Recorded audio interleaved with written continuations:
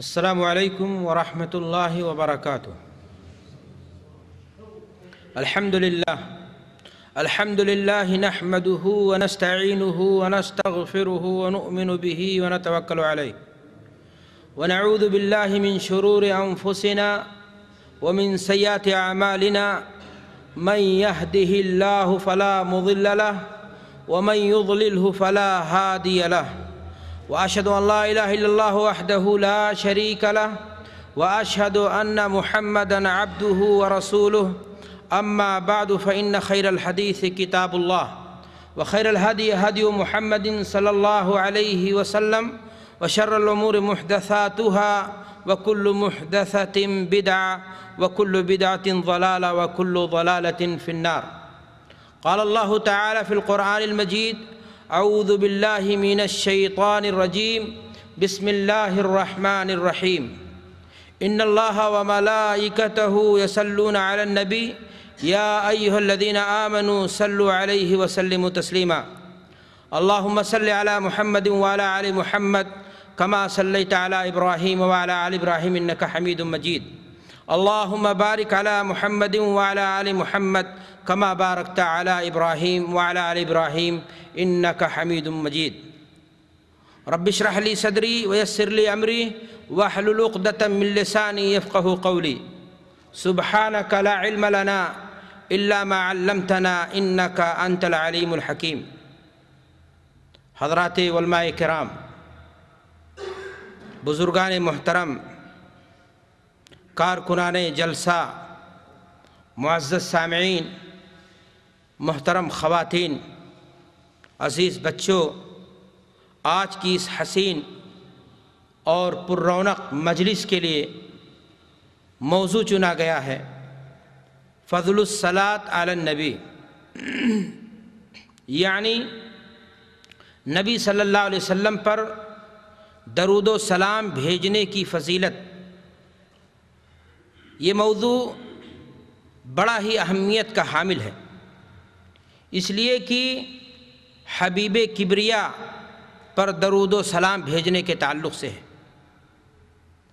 یہ موضوع اسی ناطے ہمیشہ ہر زمانے میں علماء کے لیے، خطبہ کے لیے، واعظین کے لیے، اہل قلم کے لیے پسندیدہ موضوع رہا ہے، اور لوگوں نے اجر و ثواب کی نیت سے بھی اس موضوع کو اپنے لیے چنا ہے۔ میری بھی خواہش ہوئی کہ میں اس موضوع پر کچھ روشنی ڈالوں، تاکہ ایک طرف اگر اجر میں اضافہ ہو جائے تو دوسری طرف اس سلسلے میں پھیلی ہوئی جو بدعات ہیں، خرافات ہیں، امت اسلام کو اس سے آگاہ کیا جائے۔ خطبہ مسنونہ کے بعد میں نے آپ کے سامنے قرآن مجید کی ایک آیت کریمہ تلاوت کی ہے۔ اس آیت کریمہ میں اللہ تبارک و تعالیٰ نے درود کے مسائل کو بنیادی طور پر، اجمالی طور پر 3 نکات کے اندر بیان کیا ہے۔ پہلا نقطہ یہ ہے کہ اللہ تبارک و تعالیٰ اپنے نبی پر درود بھیجتا ہے۔ دوسرا نقطہ یہ ہے کہ اللہ کے فرشتے نبی صلی اللہ علیہ وسلم پر درود بھیجتے ہیں۔ امت اسلام کو بھی تعلیم دی گئی کہ تم بھی نبی صلی اللہ علیہ وسلم پر درود بھیجو۔ میں کوشش کروں گا کہ تینوں نقطوں کو الگ الگ تفصیل کے ساتھ بیان کروں، تاکہ جہاں آپ ایک طرف آیت کریمہ کے مفہوم کو سمجھ پائیں، وہیں درود کی حقیقت اور فضیلت کو بھی سمجھ پائیں۔ میں نے آپ سے کہا کہ پہلا نقطہ یہ ہے کہ اللہ تبارک و تعالی حبیب کبریا پر درود بھیجتا ہے۔ اللہ کے فرشتے حبیب کبریا پر درود بھیجتے ہیں۔ سوال اس بات کا ہے، کیا اللہ تبارک و تعالیٰ کا درود بھیجنا بالکل اسی معنی میں ہے جس معنی میں فرشتے اللہ کے رسول صلی اللہ علیہ وسلم پر درود بھیجتے ہیں؟ صلاۃ کا وہی معنی اور مفہوم ہے؟ میرے بھائی اور دوستو، اس سلسلے میں علماء مفسرین کے درمیان مختلف رائے پائی جاتی ہیں۔ جمہور مفسرین نے، آپ کہہ لیجئے کہ مفسرین کی اکثریت نے اس رائے کو چنا ہے کہ جب صلاۃ کی نسبت اللہ تبارک و تعالیٰ کی طرف کی جائے گی تو وہاں پر مقصود یہ ہوگا، مفہوم یہ ہوگا آیت کریمہ کا کہ اللہ تبارک و تعالیٰ اپنے نبی صلی اللہ علیہ وسلم پر رحمت کی برکھا نازل کرتا ہے، رحمتیں نازل فرماتا ہے اللہ تبارک و تعالیٰ اپنے نبی پر۔ میرے بھائی اور دوستو، اگر قرآن و سنت کے نصوص کو آپ پڑھیں گے تو آپ دیکھیں گے کہ لفظ صلاۃ رحمت کے نزول کے معنی میں متعدد جگہوں پر وارد ہوا ہے۔ اس معنی کی تائید ان نصوص کے ذریعہ سے ہوتی ہے جہاں پر لفظ صلاۃ رحمت کے معنی میں آیا ہے۔ اللہ کے نبی جناب محمد رسول اللہ صلی اللہ علیہ وسلم ایک حدیث کے اندر ارشاد فرماتے ہیں، غالباً حدیث حضرت جابر رضی اللہ تعالیٰ عنہ کی ہے، اللہ کے رسول صلی اللہ علیہ وسلم فرماتے ہیں، اللہم صلی علی آل ابی اوفا، کہ اے اللہ خاندان ابو اوفا کے لیے، ان کے بال بچوں کے لیے رحمت نازل فرما۔ تو آپ غور کریں، اللہ کے رسول صلی اللہ علیہ وسلم نے خاندان ابو اوفا کے لیے دعا کی ہے۔ میرے بھائی اور دوستو، اسی طریقے سے اللہ کے رسول صلی اللہ علیہ وسلم کی حدیث اس بارے میں موجود ہے کہ آپ صلی اللہ علیہ وسلم نے صف اول کی فضیلت بیان کی ہے۔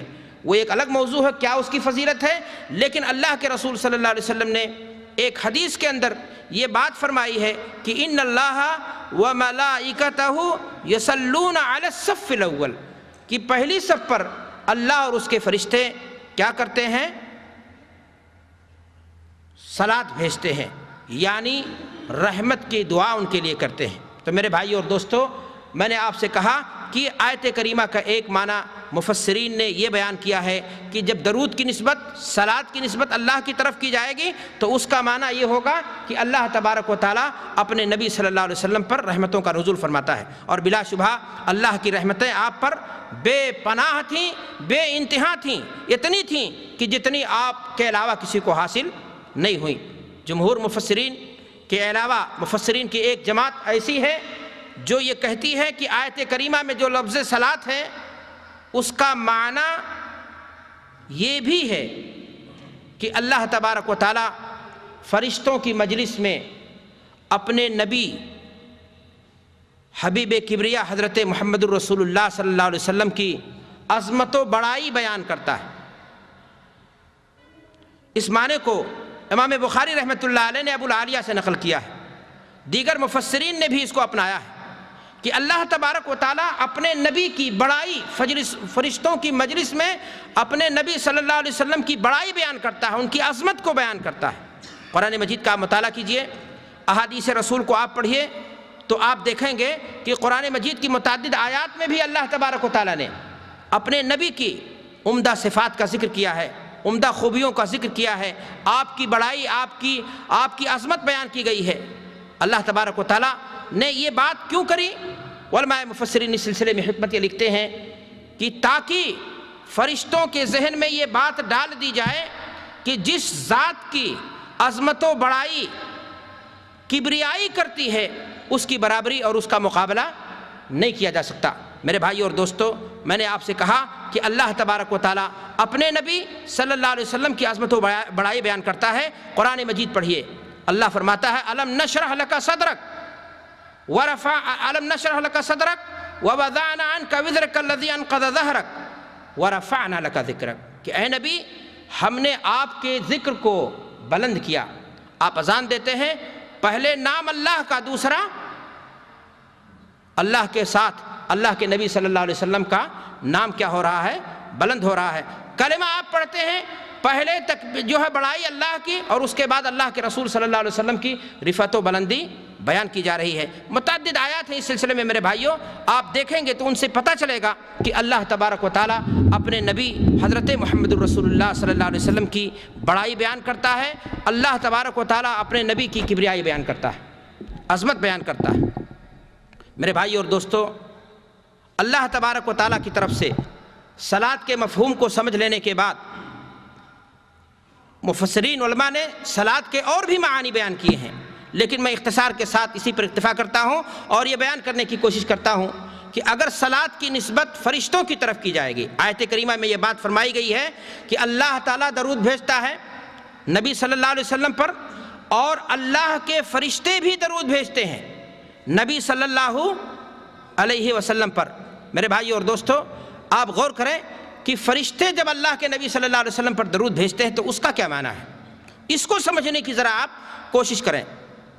صلاۃ جب ملائکہ کی طرف سے ہوگا نبی کریم صلی اللہ علیہ وسلم کے لیے، تو اس کا معنی علماء مفسرین نے بیان کیا ہے کہ فرشتے آپ صلی اللہ علیہ وسلم کے لیے مغفرت کی دعا کرتے ہیں، آپ صلی اللہ علیہ وسلم کے لیے رفع درجات کی، آپ کی بلندی کی، آپ کی تکریم کی، آپ کی شان مرتبت کی، آپ کی بڑائی کی فرشتے کیا کرتے ہیں، دعا کرتے ہیں۔ اللہ اکبر۔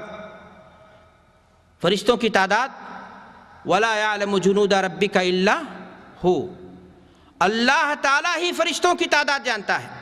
فرشتے جو افضل مخلوق ہیں، اعلیٰ ترین مخلوق ہیں، ان کو حکم ہو رہا ہے اور وہ اس عمل میں شریک ہیں کہ وہ حبیب کبریا حضرت محمد الرسول اللہ صلی اللہ علیہ وسلم کی کیا کرتے ہیں، عظمت و بڑائی کو بیان کرتے ہیں اور ان کے لیے دعا کرتے ہیں، ان کے لیے درجات کی بلندی کی دعا کرتے ہیں۔ تو جو مخلوق جس ذات کے لیے بلندی کی دعا کرے گی، اس کے رفعت کی دعا کرے گی، وہ اس کی برابری اور اس کا مقابلہ نہیں کر سکتی۔ میرے بھائی اور دوستو، آیت کریمہ کے تیسرے حصے میں اللہ تبارک و تعالیٰ فرما رہا ہے کہ اے لوگو، اللہ درود بھیجتا ہے نبی پر، فرشتے درود بھیجتے ہیں نبی پر، اے مومنو تم بھی اپنے نبی پر درود بھیجو، یا ایھا الذین آمنوا صلوا علیہ وسلموا تسلیما، کہ اے مومنو تم اپنے نبی پر کیا کرو، درود بھیجو۔ سوال اس بات کا ہے کہ اللہ تبارک و تعالیٰ نے مومنوں کو اللہ کے نبی صلی اللہ علیہ وسلم پر درود بھیجنے کا حکم ڈائریکٹ کیوں نہیں دیا؟ پہلے یہ بات کہی گئی آیت کریمہ کے اندر کہ اللہ تبارک و تعالیٰ درود بھیجتا ہے، دوسری بات یہ کہی گئی فرشتے بھیجتے ہیں، اور اس کے بعد مومنوں کو تاکید کی جا رہی ہے کہ اے مومنوں تم نبی کریم صلی اللہ علیہ وسلم پر کیا کرو، درود بھیجو۔ دراصل میرے بھائی اور دوستو، ایک مسلمان جب اللہ کے نبی صلی اللہ علیہ وسلم پر درود بھیج رہا ہوتا ہے تو اس سے یہ مقصد نہیں ہوتا ہے کہ اس سے اللہ کے رسول صلی اللہ علیہ وسلم کی درجات کی بلندی ہو جائے گی۔ اللہ کے نے آپ کے ذکر کو وَرَفَعْنَا لَكَ ذِكْرَكَ وَالضُّحَىٰ وَاللَّيْلِ إِذَا سَجَىٰ مَا وَدَّعَكَ رَبُّكَ وَمَا قَلَىٰ۔ اللہ فرماتا ہے قرآن مجید کے اندر لا اقسم بهذا البلد وانت حل بهذا البلد۔ مختلف انداز ہیں اللہ تبارک و تعالیٰ نے اپنے نبی کی بڑائی اور عظمت کو بیان کیا ہے۔ تو میرے بھائی اور دوستو، ایک انسان، ایک مسلمان جب اپنے نبی صلی اللہ علیہ وسلم پر درود بھیجتا ہے تو وہاں مقصود یہ ہوتا ہے اس سواری کی طرح، اس انسان کی طرح جو گھروں سے بھیک مانگتا ہوا جاتا ہے، اور جب اس سے گھر کے کسی مالک کی طرف سے کچھ ملتا ہے تو ان کے حق میں، ان کے بچوں کے حق میں دعائیں کرتا ہے تاکہ خوش ہو کر کے گھر کا مالک اسے کچھ اور نواز دے۔ گویا ایک شخص، ایک مسلمان جب اللہ کے نبی صلی اللہ علیہ وسلم پر درود بھیجتا ہے تو اس کے پیش نظر مقصد یہ ہوتا ہے کہ اس درود کے بھیجنے کے ذریعہ وہ اس امید میں لگ جائے کہ اللہ تبارک و تعالیٰ اللہ کے نبی پر اور آپ کے خاندان پر، اطہار پر جو رحمت کے برکھا کرتا ہے اس کے چند چھینٹے کے مستحق ہم بھی ہو جائیں، اور اللہ تبارک و تعالیٰ اس کے طفیل میں ہم کو بھی ان رحمتوں سے، ان رحمتوں کے چند چھینٹوں سے نواز دے جو اللہ کے نبی صلی اللہ علیہ وسلم کے لیے اور آپ کے خاندان اطہار کے لیے نازل ہوتی ہیں۔ میرے بھائی اور دوستو، علماء مفسرین نے اس کی ایک تعبیر یہ بھی کی ہے کہ اللہ تبارک و تعالیٰ نے مومنوں کو حکم دیا یہ بتا کر کے کہ میں درود بھیجتا ہوں، فرشتے بھی درود بھیجتے ہیں، تم بھی درود بھیجو۔ دراصل اس کے اندر حکمت یہ ہے کہ اللہ تبارک و تعالیٰ یہ بتانا چاہتا ہے کہ اے انسانوں، تم کوئی بھی کام کرتے ہو وہ تم کرتے ہو، نماز پڑھتے ہو تم پڑھتے ہو، کبریائی اس میں شریک نہیں، صدقہ دیتے ہو تم دیتے ہو، زکوٰۃ دیتے ہو تم دیتے ہو، خیرات دیتے ہو تم دیتے ہو، نیکی کے دیگر کام کرتے ہو تم کرتے ہو، لیکن اگر درود جیسا بہترین عمل نبی صلی اللہ علیہ وسلم پر بھیجنے کا تم انجام دو گے تو یہ عمل ایسا ہے جس کو میں پہلے سے کرتا ہوں اور تم بھی اس میں ہمارے کیا ہوگے، شریک ہو جاؤ گے۔ اللہ کے نبی صلی اللہ علیہ وسلم پر درود بھیجنا ایسا عمل ہے جو کبریائی کر رہی ہے، فرشتے کر رہے ہیں، اے مومنو تم بھی اس عمل میں درود بھیج کر کے اللہ کے اس عمل میں کیا ہو جاؤ، شریک ہو جاؤ۔ ایسا کام جس میں کبریائی تمہارے ساتھ ہے، کتنی بلندی کی بات ہے کہ ایک انسان وہ کام انجام دے رہا ہوتا ہے جو کام خود اللہ تبارک و تعالیٰ کیا کر رہا ہوتا ہے، انجام دے رہا ہوتا ہے۔ میرے بھائی اور دوستو، آیت کریمہ کے مفہوم کو سمجھ لینے کے بعد آپ کے ذہن میں یہ بات اٹھتی ہوگی، یہ سوال پیدا ہو رہا ہوگا کہ آخر وہ کون سا درود ہے، وہ ہے کیا جس کو تاکید کے ساتھ کہا جا رہا ہے کہ اللہ درود بھیجتا ہے، فرشتے درود بھیجتے ہیں، اے مومنو تم بھی اپنے نبی پر درود بھیجو۔ وہ درود ہے کیا جس کی تعلیم دی جا رہی ہے اور جس کی متعدد فضیلتیں احادیث کے اندر وارد ہوئی ہیں۔ میرے بھائیوں اور دوستو، آیت کریمہ کا جب نزول ہوا تو صحابہ کرام رضوان اللہ علیہم اجمعین کے درمیان بھی یہ سوال اٹھا تھا۔ صحابی رسول کعب ابن عجرہ ہیں غالباً، وہ کہتے ہیں کہ جب آیت کریمہ نازل ہوئی ان اللہ و ملائکتہ یصلون علی النبی یا ایھا الذین آمنوا صلوا علیہ وسلموا تسلیما، کہ اے مومنو تم بھی اب نبی صلی اللہ علیہ وسلم پر سلام اور درود کے سوغات بھیجو۔ تو صحابہ کرام اللہ کے نبی صلی اللہ علیہ وسلم کے پاس آئے، ایک صحابی آئے اور انہوں نے دربار رسالت میں حاضری دے کر کے یہ بات عرض کی کہ یا رسول اللہ اما السلام علیک فقد عرفنا، کہ اے اللہ کے نبی صلی اللہ علیہ وسلم جہاں تک مسئلہ ہے آپ پر سلام بھیجنے کا تحیات کی شکل میں نماز کے بھیتر، نماز کے دوران، وہ تو ہم جانتے ہیں، لیکن کیف الصلاۃ علیک یا رسول اللہ، اے اللہ کے رسول صلی اللہ علیہ وسلم ہم آپ پر درود کیسے بھیجیں؟ آیت میں حکم ہو رہا ہے، اللہ نے حکم دیا ہے ہمیں، آپ پر آیت نازل ہوئی ہے، ہم سلام تو جان رہے ہیں۔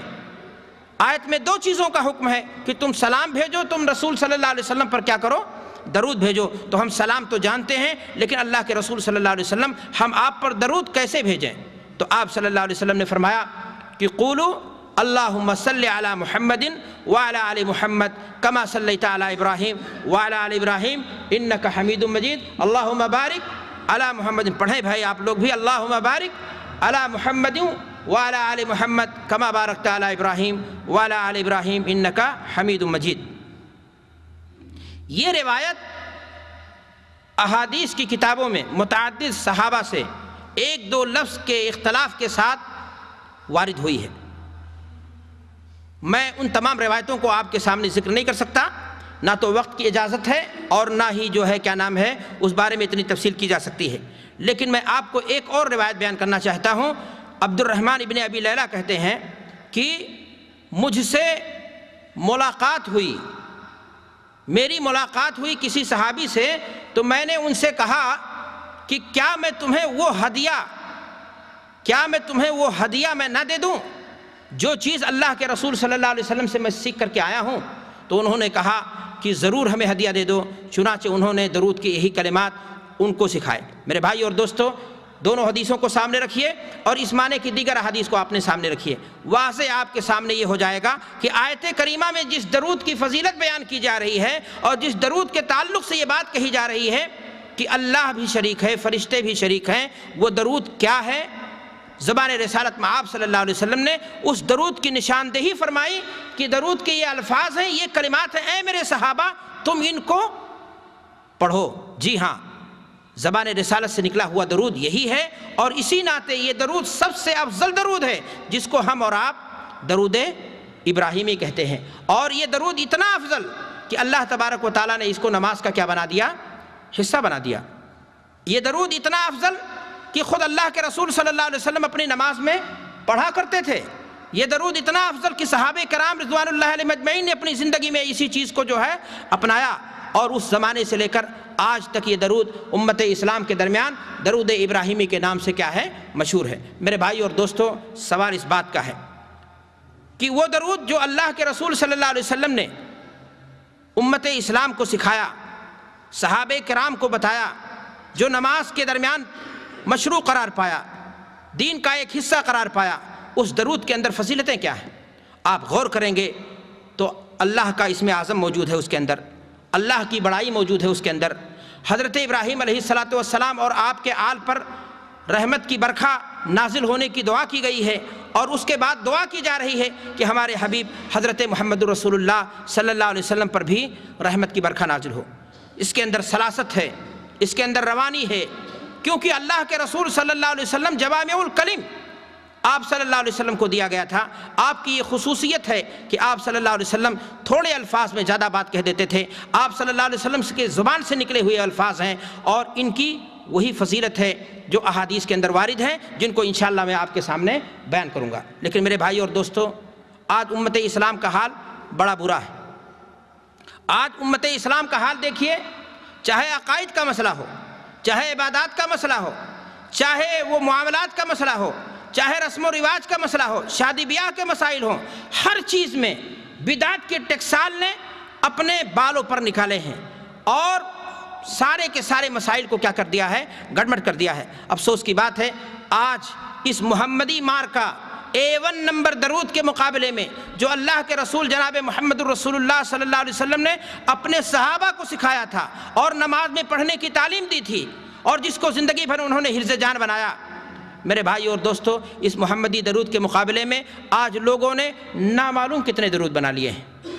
کسی نے درود تاج بنا لیا، کسی نے درود اکبر بنا لیا، کسی نے درود تنجینہ بنا لیا، کسی نے درود رضویہ بنا لیا، کسی نے درود ہزاری بنایا، کسی نے درود لکھی بنایا، اور پھر اس کی جھوٹی فضیلتیں بھی بیان کی گئیں کہ اس درود کو پڑھو گے تو پھر اللہ کے نبی صلی اللہ علیہ وسلم کو سونے کی حالت میں کون کہے، باقاعدہ بیداری کی حالت میں آپ صلی اللہ علیہ وسلم کا کیا ہو جائے گا؟ دیدار ہو جائے گا۔ آپ صلی اللہ علیہ وسلم کا دیدار ہی نہیں، آپ کے لیے جنت کیا ہو جائے گی؟ پکی ہو جائے گی۔ آپ کی ساری مصیبتیں، ساری پریشانیاں دور ہو جائیں گی، سارے مشکلات کے بادل آپ کے کیا ہو جائیں گے؟ ٹل جائیں گے۔ میرے بھائی اور دوستو، میں آپ سے کہنا چاہتا ہوں کہ احادیث رسول میں جس درود کی فضیلت موجود ہے، یہ وہی درود ہے جسے درود ابراہیمی کے نام سے جانا جاتا ہے، اور جو امت اسلام کا طبقہ جو اتباع کتاب و سنت سے اپنے سینے کو فخر کے ساتھ کہہ سکتے ہیں کہ ہم مزین ہیں، وہ اس کی تعلیم دیتے ہیں۔ میں نے آپ سے کہا کہ اس کے مقابلے میں یہ سارے درود بنائے گئے اور گڑھے گئے، نہ ان درود کے الفاظ کتاب و حدیث کے اندر ملتے ہیں، نہ اللہ کے رسول صلی اللہ علیہ وسلم سے یہ ثابت ہیں، اور نہ ہی ان کی یہ فضیلتیں ثابت ہیں۔ لیکن افسوس کی بات ہے، آج امت اسلام میں اس کو رواج دینے کی کیا کی جا رہی ہے؟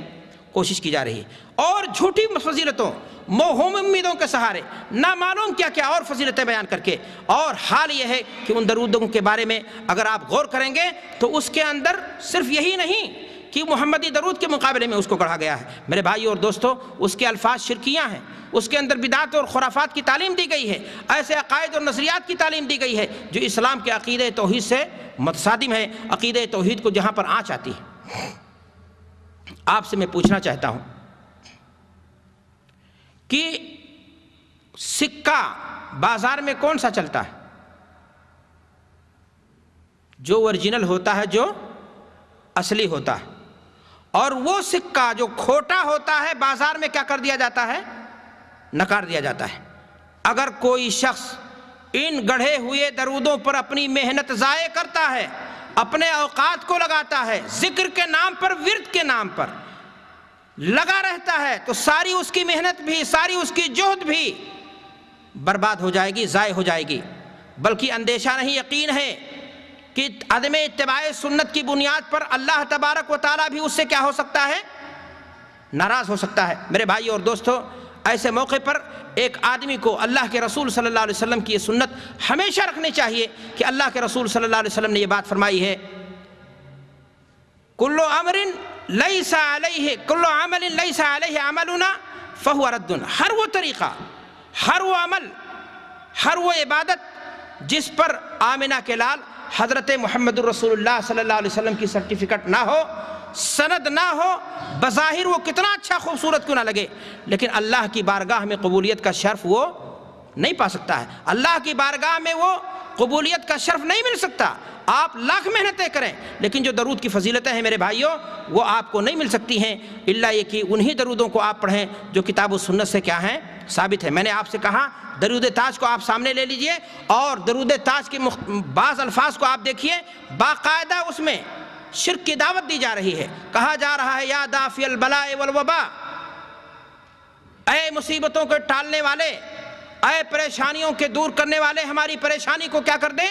دور کر دیں۔ اب آپ ذرا سوچیں، آپ ہی مجھے بتائیں کہ اس بارے میں اسلام کا عقیدہ کیا ہے؟ اللہ کے رسول صلی اللہ علیہ وسلم نے کیا فرمایا ہے کہ اللہ تبارک و تعالیٰ مصیبتوں کا ٹالنے والا ہے، یا اللہ کے رسول صلی اللہ علیہ وسلم کو ایسی کوئی اختیار، ایسی کوئی شکل اور صورت اللہ تبارک و تعالیٰ نے دی ہے؟ میرے بھائی اور دوستو، آپ اس بات کو جانیں کہ درود یہ دعا ہی نہیں ہے، یہ عبادت ہے، اور عبادت کے لیے سرٹیفکیٹ چاہیے، سند چاہیے اللہ کے رسول جناب محمد رسول اللہ صلی اللہ علیہ وسلم سے، اور اگر سرٹیفکیٹ اس کی نہیں ہے بلکہ اس کے الفاظ بھی گڑبڑ ہیں اور ایسے معانی دیتے ہیں جو شرکیہ ہیں، تو یقینی معنی میں کہا جا سکتا ہے کہ ایسے درود کو پڑھنے سے سوائے خسارہ کے اور کوئی چیز حاصل نہیں ہوگی۔ میں نے آپ سے کہا کہ اس کے الفاظ صاف لفظوں میں اس میں درود تاج میں یہ الفاظ موجود ہیں، یا دافع البلاء والوباء والقحط والمرض والالم۔ بیماری سے شفا کون دیتا ہے؟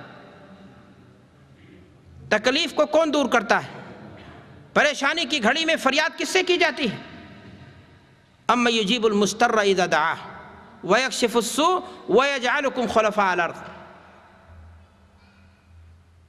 مشکل اور پریشانی کی گھڑی میں پریشان حال کی پریشانی کو دیکھ کر کے اس کی مشکل کو حل کرنے والی ذات کس کی ہے؟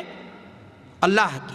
یہاں تو اللہ کے نبی جناب محمد رسول اللہ صلی اللہ علیہ وسلم کو دیکھیں میرے بھائیوں، ایک بات جان لیں آپ کہ غلو چاہے جس میں ہو، چاہے وہ عبادت میں ہو، چاہے وہ عقیدے میں ہو، انسان کو زیادہ حق سے کیا کرتی ہے؟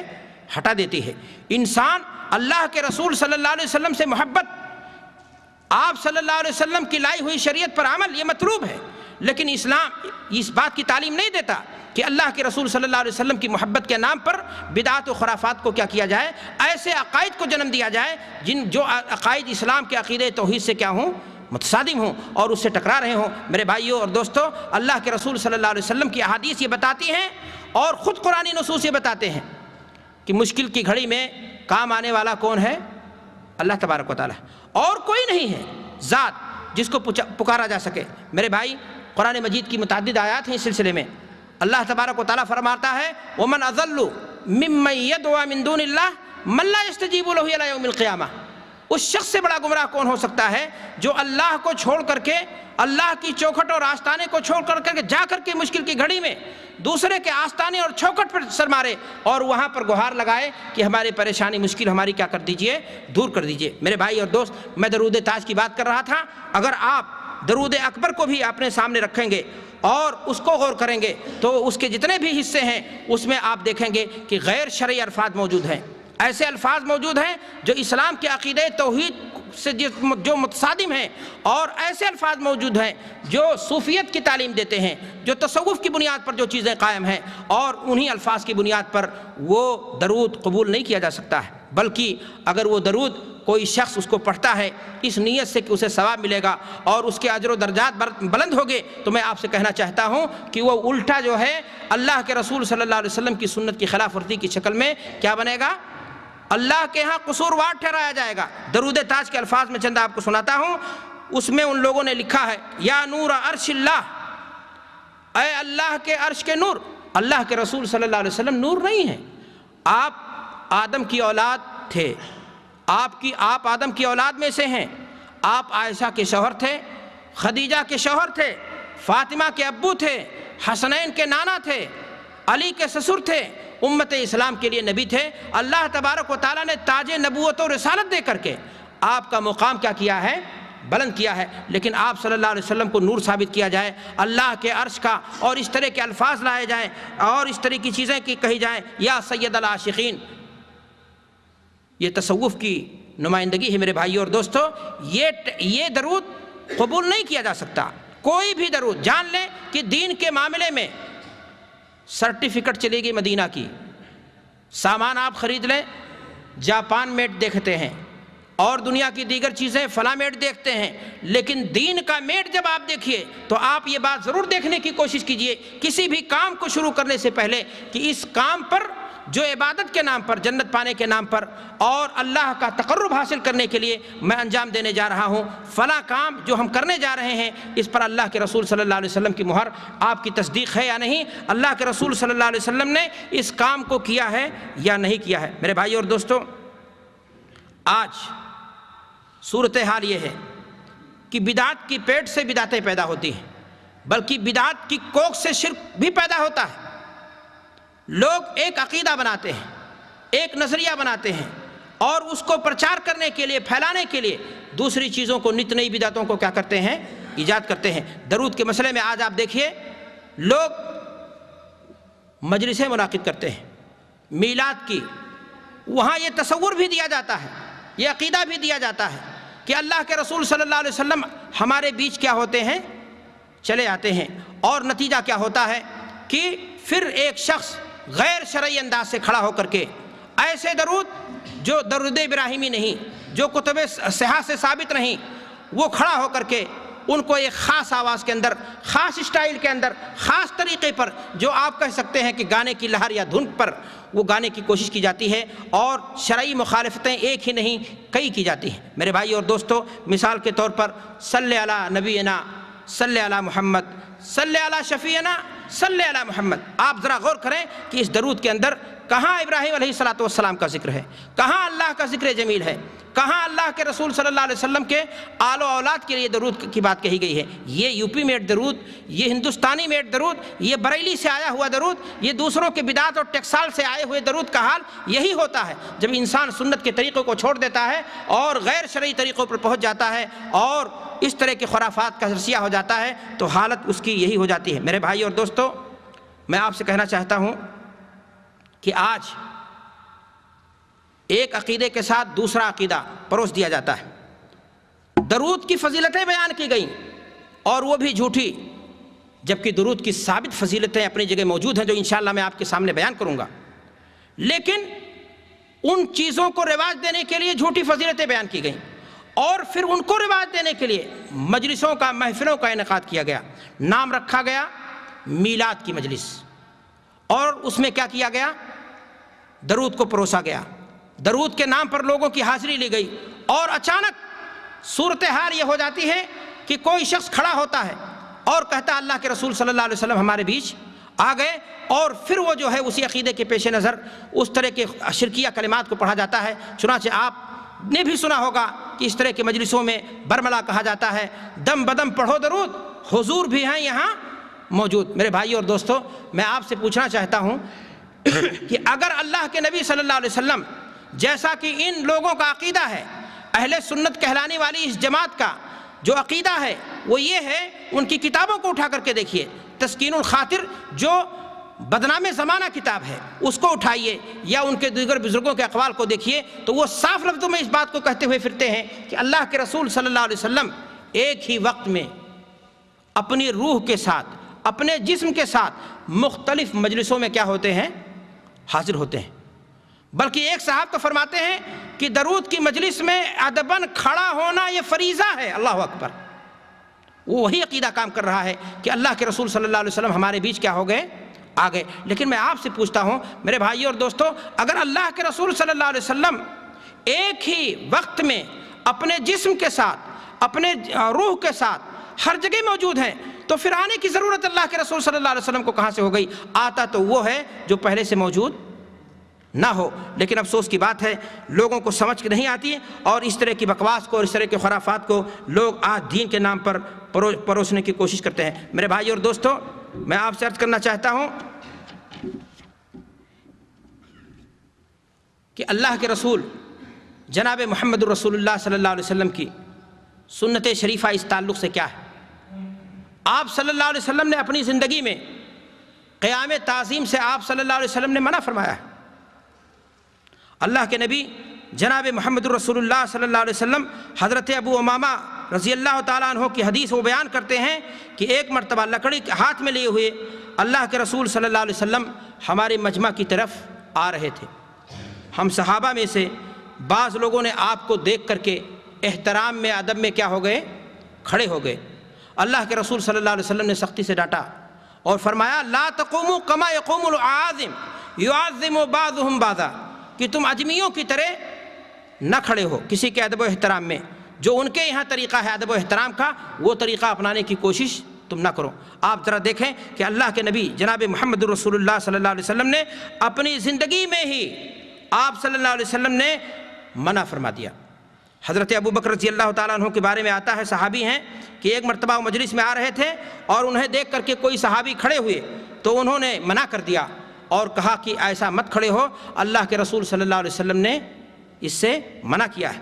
ترمذی کی روایت ہے، اللہ کے رسول صلی اللہ علیہ وسلم فرماتے ہیں کہ اگر کوئی شخص یہ چاہتا ہے کہ وہ اپنے آپ کو جہنم کی آگ سے جلائے تو وہ اپنے آپ کے لیے اس طرح سے تعظیم میں کسی کا کھڑا ہونا اپنے لیے جائز اور روا سمجھے اور اس طرح کی چیز اپنے آپ کے لیے اختیار کرے۔ میرے بھائی اور دوستو، میں عرض یہ کر رہا تھا کہ یہاں پر آج کہا جا رہا ہے کہ ہم یہ سارے کام اللہ کے رسول صلی اللہ علیہ وسلم سے محبت کی بنیاد پر کر رہے ہیں اور محبت کے نام پر کر رہے ہیں۔ میرے بھائیو، اللہ کے رسول صلی اللہ علیہ وسلم کی ایک حدیث ہے۔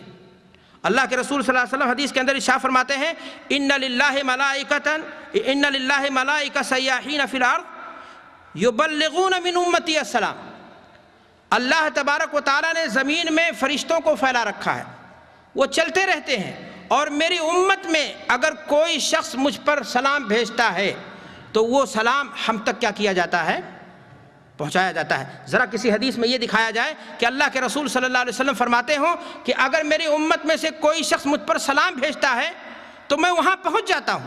اللہ کے رسول صلی اللہ علیہ وسلم فرما رہے ہیں کہ جب سلام بھیجا جاتا ہے تو اللہ کے رسول صلی اللہ علیہ وسلم اس مجلس میں نہیں آتے ہیں، بلکہ وہ سلام وہاں سے فرشتے مامور ہیں اللہ کی طرف سے، اور وہ سلام لے کر کے اللہ کے رسول صلی اللہ علیہ وسلم کی خدمت میں حاضر ہوتے ہیں، اور اللہ کے نبی جناب محمد الرسول اللہ صلی اللہ علیہ وسلم کو وہ سلام کیا کیا جاتا ہے؟ پہنچایا جاتا ہے۔ لیکن افسوس کی بات ہے، خیرت کا نام جنو رکھ دیا، جنو کا خیرت، جو چاہے آپ کا حسن کرشمہ ساز کرے۔ میرے بھائی اور دوستو، میں نے آپ سے پہلے ہی کہا کہ درود کے نام پر جھوٹا درود گڑھا گیا، چاہے وہ یو پی میٹ، چاہے وہ بریلی میٹ، چاہے وہ کسی اور بدعت و خرافات کے ٹکسال سے، اور درود ابراہیمی کو کیا کر دیا گیا؟ پیچھے ڈھکیلا گیا، اور پھر ان جھوٹے درودوں کی جھوٹی فضیلتیں بیان کی گئیں، اتنی بیان کی گئیں کہ صحیح درود جو اللہ کے رسول صلی اللہ علیہ وسلم سے وارد ہیں ان کے بارے میں وہ فضیلتیں آپ کو نہیں ملتی۔ لیکن میں آپ سے کہنا چاہتا ہوں کہ اللہ کے رسول صلی اللہ علیہ وسلم پر درود کی جو فضیلت ہے وہ بے بہا ہے۔ اللہ کے رسول صلی اللہ علیہ وسلم نے خود اپنے آپ پر درود بھیجنے کی فضیلت متعدد احادیث میں بیان کی ہے۔ امت اسلام کو اس بات کی ضرورت نہیں ہے کہ وہ پگڈنڈیوں پر چلے، ان احادیث کو پڑھے جس میں اللہ کے رسول صلی اللہ علیہ وسلم نے درود کی فضیلت کو بیان کیا ہے، اور اپنے اوپر درود بھیجنے والے کو کی اہمیت کو اور اس فضیلت کو کیا کیا ہے؟ بیان کیا ہے۔ میں آپ کی خدمت میں چند حدیثیں پیش کرنا چاہتا ہوں۔ اللہ کے نبی جناب محمد رسول اللہ صلی اللہ علیہ وسلم کی حدیث یہ بیان کرتی ہے کہ اگر کوئی شخص موحد متبع سنت اللہ کے رسول جناب محمد الرسول اللہ صلی اللہ علیہ وسلم پر درود و سلام کے سوغات بھیجتا ہے تو ایسا انسان اللہ کی رحمت کا مستحق ہو جاتا ہے، رحمت الہی کا ایسا انسان کیا بن جاتا ہے؟ مستحق ہو جاتا ہے۔ اللہ کے نبی جناب محمد الرسول اللہ صلی اللہ علیہ وسلم فرماتے ہیں، من صلی علی 10 صلوات صلی اللہ علیہ 10 صلوات، کہ اگر کوئی شخص مجھ پر 10 بار درود بھیجتا ہے تو اللہ تبارک و تعالیٰ ایسے شخص پر اپنی 10 رحمتیں کیا کرتا ہے؟ نازل فرماتا۔ اللہ اکبر! کام کتنا آسان ہے، انسان بیٹھے بٹھائے اللہ کے نبی صلی اللہ علیہ وسلم پر صبح و شام میں درود بھیج دے 10 مرتبہ، اور وہ اللہ کی رحمت اللہ تبارک و تعالیٰ اس کے لیے خصوصی طور پر اس ناطے کہ اس نبی صلی اللہ علیہ وسلم پر درود بھیج رہا ہے، اور اس کے بدلے میں کیا خوب سودا نقد ہے، اس ہاتھ دے اس ہاتھ لے۔ آپ اللہ کے نبی صلی اللہ علیہ وسلم پر درود بھیج رہے ہیں، اور آپ کو اس کے عوض میں اللہ تبارک و تعالیٰ کی طرف سے کیا حاصل ہو رہی ہے؟ رحمت حاصل ہو رہی ہے۔ میرے بھائی اور دوستوں، لیکن پھر میں کہنا چاہتا ہوں کہ یہ فضیلت کسے حاصل ہوگی؟ جو متبع سنت ہوگا درود کے معاملے میں بھی، جو مدنی میٹ درود جسے درود ابراہیمی کہتے ہیں، ایسے درود جو کتاب و سنت سے ثابت ہیں، اس کو اپنی عملی زندگی کا وظیفہ بناتا ہوگا، ان جٹلیات سے نہیں جس میں شرکیات کی کیا کی گئی ہے؟ تعلیم دی گئی ہے، خرافات کی تعلیم دی گئی ہے، غیر اللہ سے استمداد التجا فریاد کی بات کہی گئی ہے۔ ایسے درود نہیں، بلکہ وہ درود تو آپ کے عقیدے کو بھی، آپ کی عبادتوں کو بھی، آپ کے اچھے اعمال کو بھی، آپ کی نیکیوں کو، آپ کے حسنات کو بھی کیا کر لیں گے؟ چاٹ جائیں گے۔ میرے بھائی اور دوستو، اللہ کے نبی جناب محمد الرسول اللہ صلی اللہ علیہ وسلم کی حدیث سے یہ بات بھی معلوم ہوتی ہے۔ حدیث کے راوی ہیں حضرت انس رضی اللہ تعالیٰ عنہ، وہ بیان کرتے ہیں کہ اللہ کے رسول صلی اللہ علیہ وسلم نے فرمایا، من صلی علی صلاۃ واحدۃ صلی اللہ علیہ 10 صلوات وحطت عنہ 10 خطیئات ورفعت له 10 درجات۔ اللہ تبارک و تعالی اگر کوئی شخص نبی صلی اللہ علیہ وسلم پر کیا کرتا ہے؟ درود بھیجتا ہے، تو جہاں اس کا ایک فائدہ یہ ہے کہ ایسا انسان رحمت الہی کا کیا بن گیا؟ مستحق ہو گیا، وہیں اس کا دوسرا فائدہ ذکر کیا جا رہا ہے۔ کیا ذکر کیا جا رہا ہے؟ کہ آپ کے درجات بلند ہوں گے۔ اللہ اکبر! یہی نہیں بلکہ یہ کثرت درود، یہ درود کے سوغات جو ایک امتی حبیب کبریا جن کی قربانیاں ہیں اس شخص کے لیے، جن کے احسانات ہیں ہمارے لیے، ان کی شان میں ہم درود بھیجتے ہیں، تو وہ درود ہمیں کیا دے رہا ہے؟ ہمارے گناہ تک کیا ہوتے ہیں؟ جھڑتے چلے جاتے ہیں، مٹتے چلے جاتے ہیں۔ ہر انسان آج گناہ کا گٹھر اپنے ساتھ لے کر کے کیا ہوتا ہے؟ چل رہا ہوتا ہے۔ دوستو، بھائیوں، مسلمانوں، بہنوں، آپ اپنے گناہ کو کم کرنا چاہتے ہیں، اپنے گناہ کے بوجھ کو ہلکا کرنا چاہتے ہیں، اللہ کے نبی صلی اللہ علیہ وسلم پر کثرت سے درود بھیجیں۔ یہ درود کثرت سے، اکثار درود آپ کے گناہوں کے لیے کیا بنے گا؟ کفارہ بنے گا۔ دنیا کی عدالت میں ایک جرم ہو جائے، ایک گناہ ہو جائے، ایک غلطی ہو جائے، اس کو معاف کروانے کے لیے شورش کی ضرورت ہے آپ کو، پیسہ خرچہ کرنے کی ضرورت ہے آپ کو، نامعلوم کتنے تکڑم آپ کو لگانے پڑیں گے۔ آسان ہے، آپ سے غلطی ہوئی ہے، آپ کے گناہوں کا بوجھ بڑھ رہا ہے، اللہ کے رسول جناب محمد الرسول اللہ صلی اللہ علیہ وسلم فرما رہے ہیں کہ اے حضرت انسان، کثرت سے مجھ پر درود بھیجو، جہاں تمہارے لیے اللہ کی رحمتیں نازل ہوں گی، جہاں تمہارے درجات بلند ہوں گے، وہیں تمہارے گناہ بھی ڈیلیٹ ہو جائیں گے۔ کمپیوٹر سے فائل جیسے ڈیلیٹ کر دی جائے، آپ کے گناہ کی لسٹ سے آپ کے گناہ کیا ہو جائیں گے؟ ڈیلیٹ ہو جائیں گے۔ اللہ اکبر! کتنی فضیلت ہے درود کی۔ لیکن میرے بھائی اور دوستو، افسوس کی بات ہے کہ آج ہم اپنی عملی زندگی کا جائزہ لیں کہ ہم 24 گھنٹے میں کتنی بار اللہ کے رسول صلی اللہ علیہ وسلم پر درود بھیجتے ہیں۔ ہر شخص جو ہمارے سامنے بیٹھا ہوا ہے، یہ نیک چہرے جو ہمارے سامنے دیندار کی شکل میں اللہ تعالی ہم سب کو جنت میں اکٹھا کرے بیٹھے ہیں، ہم لوگ کم سے کم اپنی عملی زندگی کا محاسبہ کریں کہ آخر ہم لوگ اللہ کے رسول صلی اللہ علیہ وسلم پر دن بھر میں کتنی بار درود بھیجتے ہیں۔ کیا وہ حدیثیں جو اللہ کے رسول صلی اللہ علیہ وسلم پر درود کی فضیلت بیان کرتی ہیں صبح و شام کے تعلق سے اور دیگر اوقات کے تعلق سے، کیا ان اوقات کو ہم غنیمت جانتے ہیں؟ کیا واقعی معنی میں ان اوقات کے طلب اور تڑپ اور حرص ہمارے یہاں رہتی ہے، اور ہم اس انتظار میں رہتے ہیں کہ فضیلت کے وہ اوقات ہمیں نصیب ہوں اور ہم اللہ کے رسول صلی اللہ علیہ وسلم پر درود بھیج کر کے اپنے گناہ کو کیا کر لیں؟ اپنے گناہ کے بوجھ کو کیا کر لیں؟ ہلکا کر لیں۔ میرے بھائی اور دوستو، درود کی ایک فضیلت اللہ کے رسول صلی اللہ علیہ وسلم کی حدیث کے مطابق یہ بھی آتی ہے کہ درود یہ انسان کے لیے پریشانی، بے چینی، ٹینشن، آج زندگی کے اندر مشینری دور کے اندر، اس مشینری دور کے اندر کس کو پریشانی نہیں ہے؟ کس کو ٹینشن نہیں ہے؟ کون مشکلات کی شکایت نہیں کر رہا ہے؟ کوئی شخص ہے جو بروفین کھا لیتا ہے، کوئی شخص ہے جو نیند کی گولی کھا لیتا ہے، اور کوئی سگریٹ کا دھواں اڑاتا ہے۔ اس سے پوچھو کہ یہ بات کیا ہے، کہتا ہے ٹینشن اپنا کیا کر رہا ہوں، اپنی پریشانیاں کیا کر رہا ہوں، تریاق ڈھونڈا ہوں، دور کرنے کی کوشش کر رہا ہوں۔ میرے بھائی اور دوستو، اللہ کے رسول صلی اللہ علیہ وسلم کی حدیث یہ بتاتی ہے کہ درود کثرت سے اللہ کے نبی صلی اللہ علیہ وسلم پر پڑھا جائے، اور یہ کثرت درود آپ کی پریشانیوں کے لیے، آپ کو تفکرات سے نجات دلانے کے لیے، آپ کی مصیبت کو کم کرنے کے لیے، یہ اکثار درود آپ کے لیے کیا ہوگا؟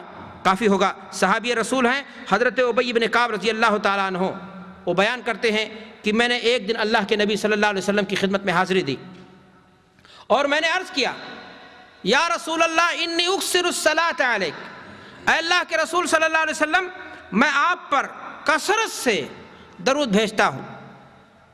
فکم اجعل لک صلاتی، اے اللہ کے رسول صلی اللہ علیہ وسلم آپ یہ بتا دیجئے کہ ہم کو عبادت کے بعد دعا کا جو موقع ملتا ہے، اس میں سے کتنا وقت ہم اے اللہ کے رسول صلی اللہ علیہ وسلم آپ پر درود بھیجیں اور اس کے بعد ہم کیا کریں؟ دعا مانگیں۔ اللہ کے رسول صلی اللہ علیہ وسلم نے کہا کہ جو چاہو کرو۔ انہوں نے کہا کہ اللہ کے رسول صلی اللہ علیہ وسلم جتنا وقت میرے پاس دعا کے لیے ہوتا ہے اس کا چوتھائی حصہ اے اللہ کے رسول صلی اللہ علیہ وسلم میں آپ پر درود بھیجوں گا، اور 3 حصے میں کیا کروں گا؟ میں اپنے لیے اللہ سے کیا کروں گا؟ غور سے میری بات کو سننا، حدیث پر ذرا غور کرنا، بڑی کام کی حدیث ہے۔ صحابی رسول ابی ابن کعب رضی اللہ تعالیٰ عنہ فرما رہے ہیں کہ میں نے کہا ہے اللہ کے رسول صلی اللہ علیہ وسلم چوتھائی 1/4 وقت آپ پر درود میں لگا دوں گا، اور 3 حصے میں اللہ تبارک و تعالیٰ سے کیا کروں گا؟ اپنی دنیا اور آخرت کی بھلائی کے لیے، اپنی پریشانیوں کے دور کرنے کے لیے اللہ سے دعا کروں گا۔ اللہ کے رسول صلی اللہ علیہ وسلم نے فرمایا کہ ٹھیک ہے،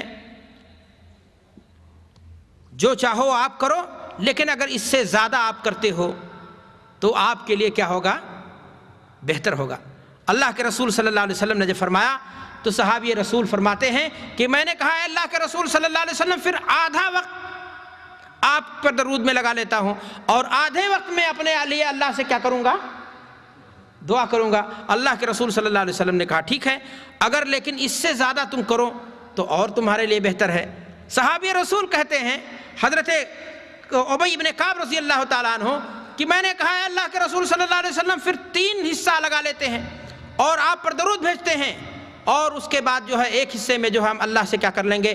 اپنے دنیا آخرت کی بھلائی کے لیے فریاد اور استنجاد اور استجا کر لیں گے۔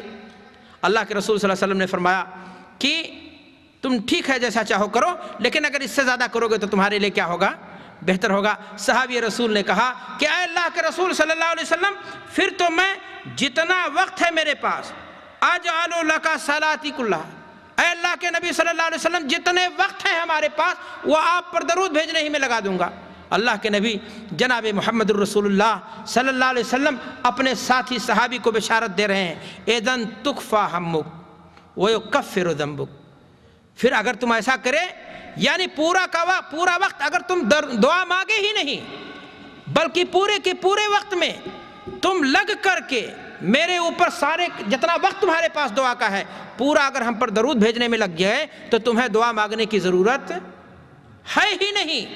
تمہاری ساری مشکلات تکفی ہمک یکفر ذنبک، تمہارے گناہ ایک طرف معاف ہو جائیں گے اور تمہارے تفکرات، تمہاری ذہنی ٹینشن، تمہاری ساری پریشانی عملی زندگی میں میرے بھائی اور دوستو آپ تجربہ کر کے دیکھ لیجئے۔ آپ کو نیند نہیں آتی ہے، آپ کو کوئی ذہنی الجھاؤ ہے، آپ کو تکلیفیں ہیں، پریشانی ہیں، میاں بیوی کے مسائل ہیں، بچوں کی پریشانیاں ہیں، آپ کثرت سے اس نیت سے درود بھیجو اللہ کے نبی صلی اللہ علیہ وسلم پر کہ اللہ تبارک و تعالی ہمارے اس مسئلے کا کوئی حل نکال دے گا۔ انشاءاللہ یہ درود آپ کے لیے کیا بنے گا؟ تریاق بنے گا، اور آپ کی مشکل اور آپ کی پریشانی کیا ہو جائے گی؟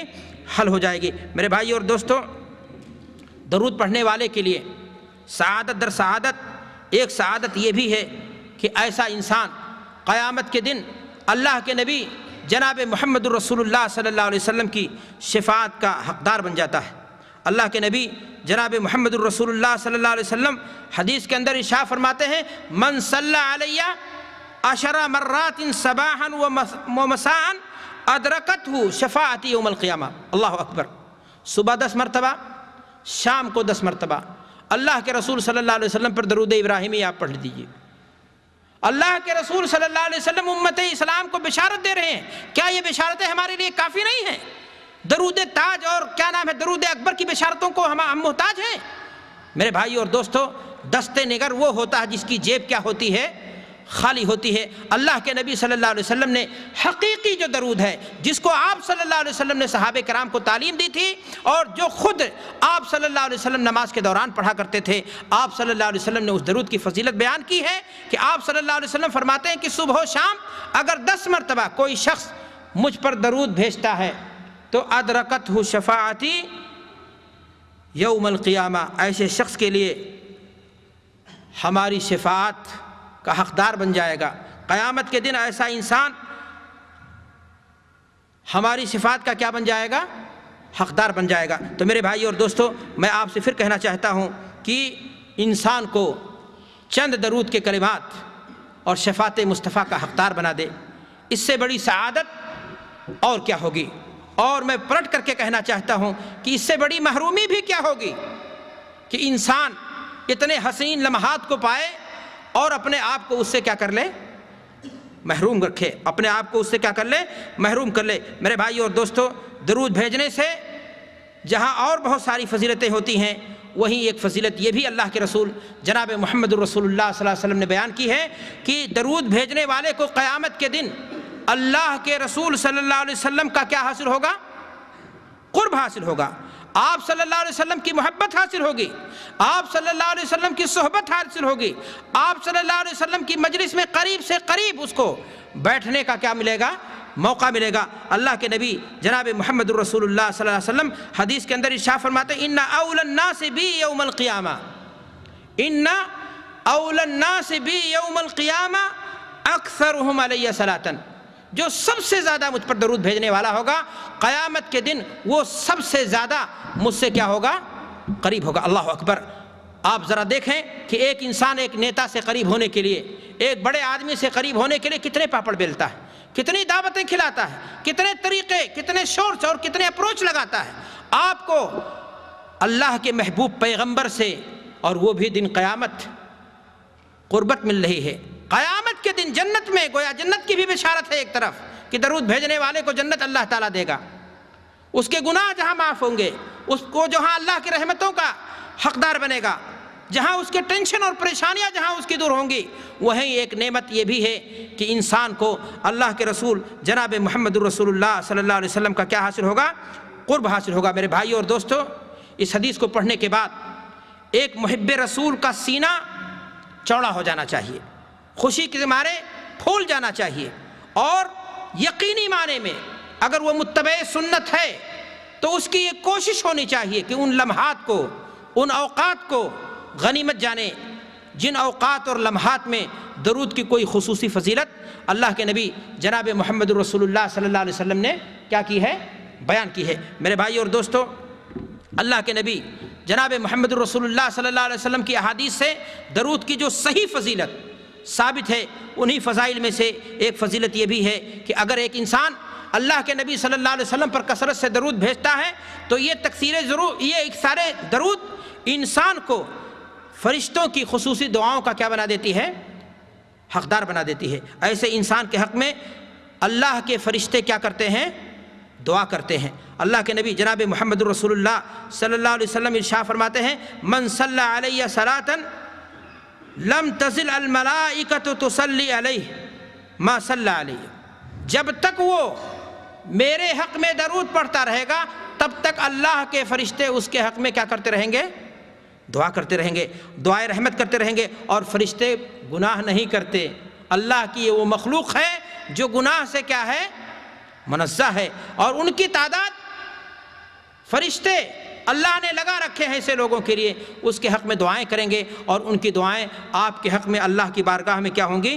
مقبول ہوں گے۔ میرے بھائی اور دوستو، درود پڑھنے کی جہاں بہت ساری سعادتیں ہیں، بڑی ساری فضیلتیں ہیں، اللہ کے نبی صلی اللہ علیہ وسلم کا قرب حاصل ہوتا ہے، صفات مصطفیٰ کا، حبیب کبریا کا حقدار بن جاتا ہے، معیت کا، وہیں میرے بھائی اور دوستو درود کی فضیلتوں میں سے ایک فضیلت یہ بھی ہے کہ اگر کوئی شخص متبع سنت انسان اللہ کے نبی صلی اللہ علیہ وسلم پر درود بھیجتا ہے تو اللہ کے رسول صلی اللہ علیہ وسلم فرماتے ہیں کہ فرشتہ مامور ہے اور وہ اس کے درود کو لا کر کے مجھ پر پہنچاتا ہے اور یہ کہتا ہے کہ اے اللہ کے رسول، فلاں ابن فلاں نے آپ پر کیا بھیجا ہے؟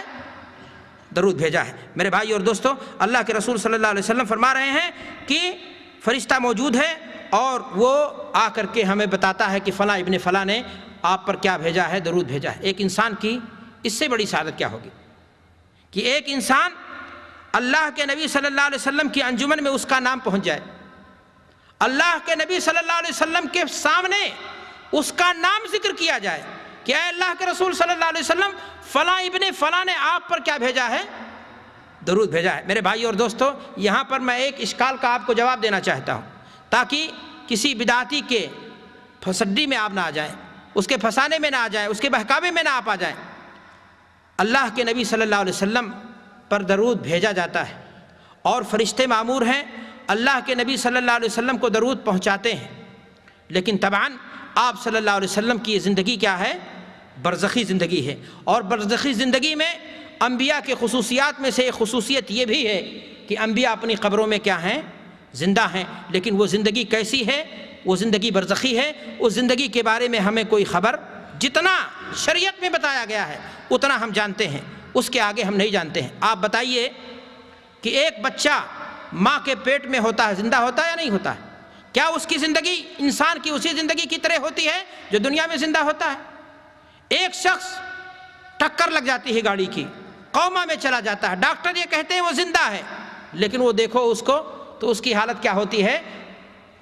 عجیب ہوتی ہے، وہ عام زندہ انسانوں کی طرح نہیں ہوتا ہے۔ اللہ کے نبی جناب محمد الرسول اللہ صلی اللہ علیہ وسلم کے بارے میں یہ عقیدہ امت اسلام کا ہے کہ اللہ کے نبی صلی اللہ علیہ وسلم اس دنیا سے رخصت ہو چکے ہیں، آپ پر موت طاری ہو چکی ہے۔ وما محمد الا رسول قد خلت من قبلہ الرسل۔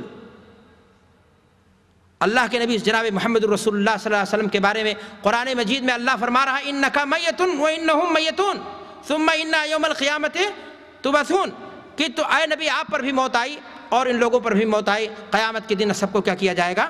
اٹھایا جائے گا۔ میرے بھائیوں، اللہ کے نبی صلی اللہ علیہ وسلم پر موت آئی، آپ اس دنیا سے حقیقی طور پر رخصت ہو گئے، آپ پر موت آئی، آپ برزخی زندگی میں زندہ ہیں، فرشتے بھی زندہ ہیں، فرشتوں کے بارے میں بھی قرآن کہتا ہے۔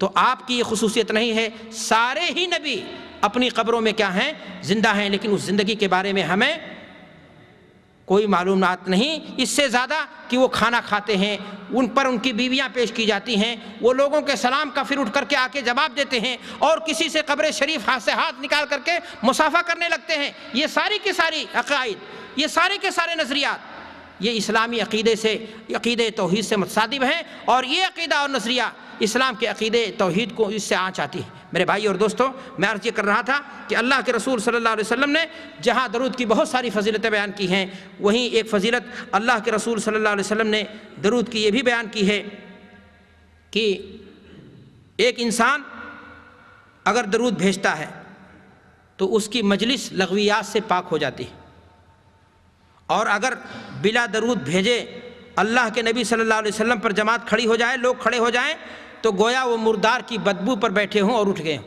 اللہ اکبر۔ میرے بھائیوں، اللہ کے نبی صلی اللہ علیہ وسلم پر درود بھیجنا کسی بھی حال میں انسان کو بھولنا نہیں چاہیے، بڑی فضیلت ہے درود بھیجنے کی۔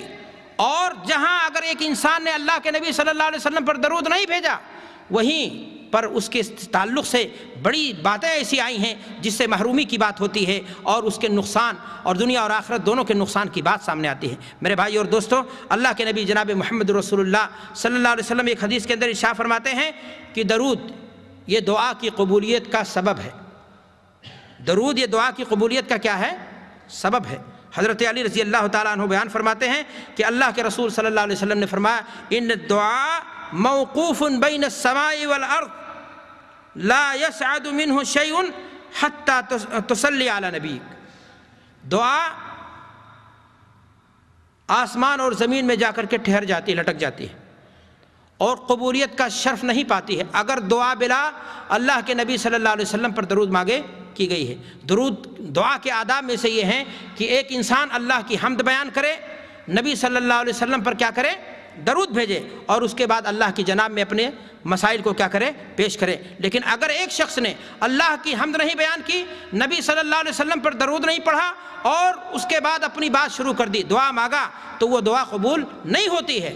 حضرت علی رضی اللہ تعالیٰ عنہ ایک دوسری حدیث کے اندر ارشاد فرماتے ہیں کل دعاء محجوب حتی یصلی علی النبی، کہ ہر دعا روک دی جاتی ہے اور اس کی قبولیت کے درمیان ایک حجاب دیا جاتا ہے، یہاں تک کہ اللہ کے نبی صلی اللہ علیہ وسلم پر کیا کر دیا جائے؟ درود بھیج دیا جائے۔ میرے بھائی اور دوستو، گویا دعا کے ابتدا میں بھی اور دعا کے انتہا میں بھی جو دعا کے آداب اور طریقے ہیں وہ یہی ہیں کہ اللہ کے نبی صلی اللہ علیہ وسلم پر درود بھیجا جائے۔ مشہور صحابی ہیں حضرت فضالہ رضی اللہ تعالیٰ عنہ، وہ بیان کرتے ہیں کہ اللہ کے رسول صلی اللہ علیہ وسلم نے ایک شخص کو دیکھا نماز پڑھا، اور نماز پڑھنے کے بعد اس نے ہاتھ اٹھا دیا، دعا کرنے لگا، وہ اے اللہ مجھے یہ نواز دے، اے اللہ مجھے فلاں گناہ سے معافی دے دے، اے اللہ مجھے فلاں کر دے۔ اللہ کے رسول صلی اللہ علیہ وسلم نے فرمایا عجل ھذا، اس نے جلدی سے کام کیا، اس نے دعا مانگنے میں کیا کری؟ جلدی کی۔ اور اللہ کے رسول صلی اللہ علیہ وسلم نے فرمایا کہ تم ادھر آؤ، آدمی کو بلایا، اور آپ صلی اللہ علیہ وسلم نے فرمایا کہ دیکھو دعا کا طریقہ یہ ہے کہ جب کوئی نماز پڑھ لے تو اللہ کی حمد بیان کرے، اللہ کی بڑائی بیان کرے، نبی صلی اللہ علیہ وسلم پر درود بھیجے، اور اس کے بعد جو چاہتا ہے اس کے لیے اللہ کے سامنے دست سوال کو کیا کرے؟ دراز کرے۔ اللہ کے رسول صلی اللہ علیہ وسلم نے یہ تعلیم دی اسے۔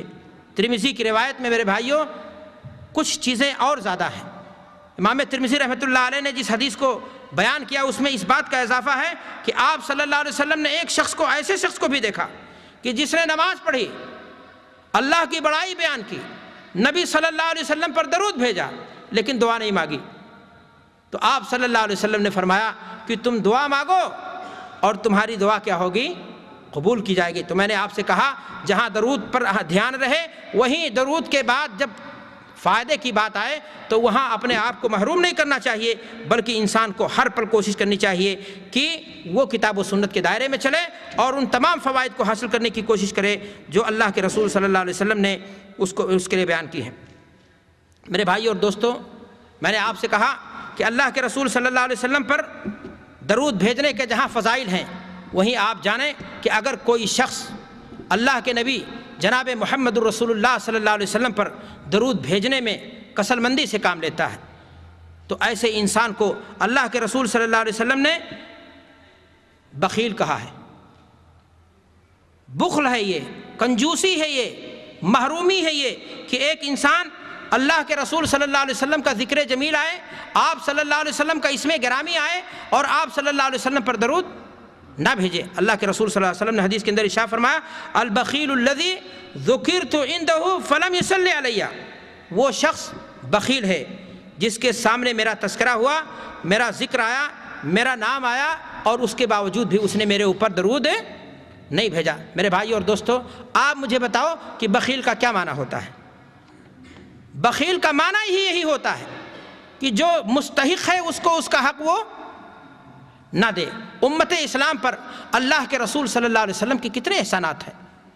اللہ کے رسول صلی اللہ علیہ وسلم کے بارے میں حدیث میں آتا ہے کان دائم الفکر و متواصل الاحزان، امت اسلام کی رشد و ہدایت کے لیے، بھلائی کے لیے اللہ کے رسول صلی اللہ علیہ وسلم فکر میں لگے رہتے تھے۔ قرآن مجید میں اللہ تبارک و تعالیٰ ارشاد فرماتا ہے عزیز علیہ ما عنتم حریص علیکم بالمؤمنین رؤوف الرحیم۔ اللہ کے نبی صلی اللہ علیہ وسلم حدیث کے اندر ارشاد فرماتے ہیں کہ تم آگ سے گھرے ہوئے گڑھے کے کنارے کھڑے ہو اور تم اس میں کودنا چاہتے ہو، لیکن میں تمہاری کمر پکڑ کر کے تم کو اس سے الگ کرنے کی کیا کرتا ہوں؟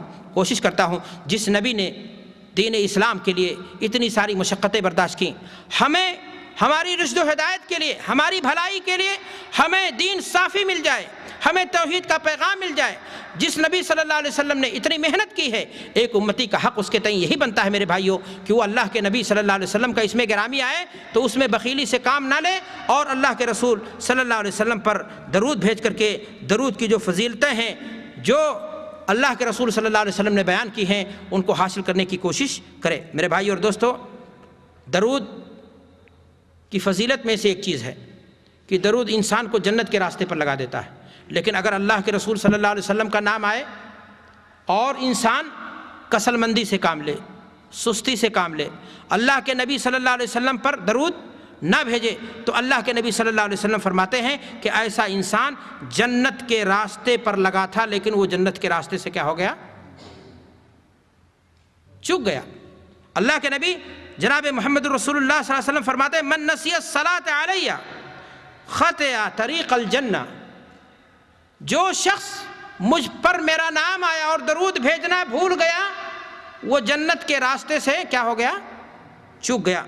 میرے بھائی، ایک دوسری روایت میں اللہ کے رسول ان الفاظ میں فرماتے ہیں من ذکرت عنہ فخطئ الصلاۃ علی خطئ طریق الجنہ، کہ جو شخص میرے نام کے آنے کے بعد ذکر جمیل ہونے کے باوجود بھی میرے اوپر درود بھیجنا بھول گیا، ایسا شخص جنت کے راستے کو چننے میں کیا ہو گیا؟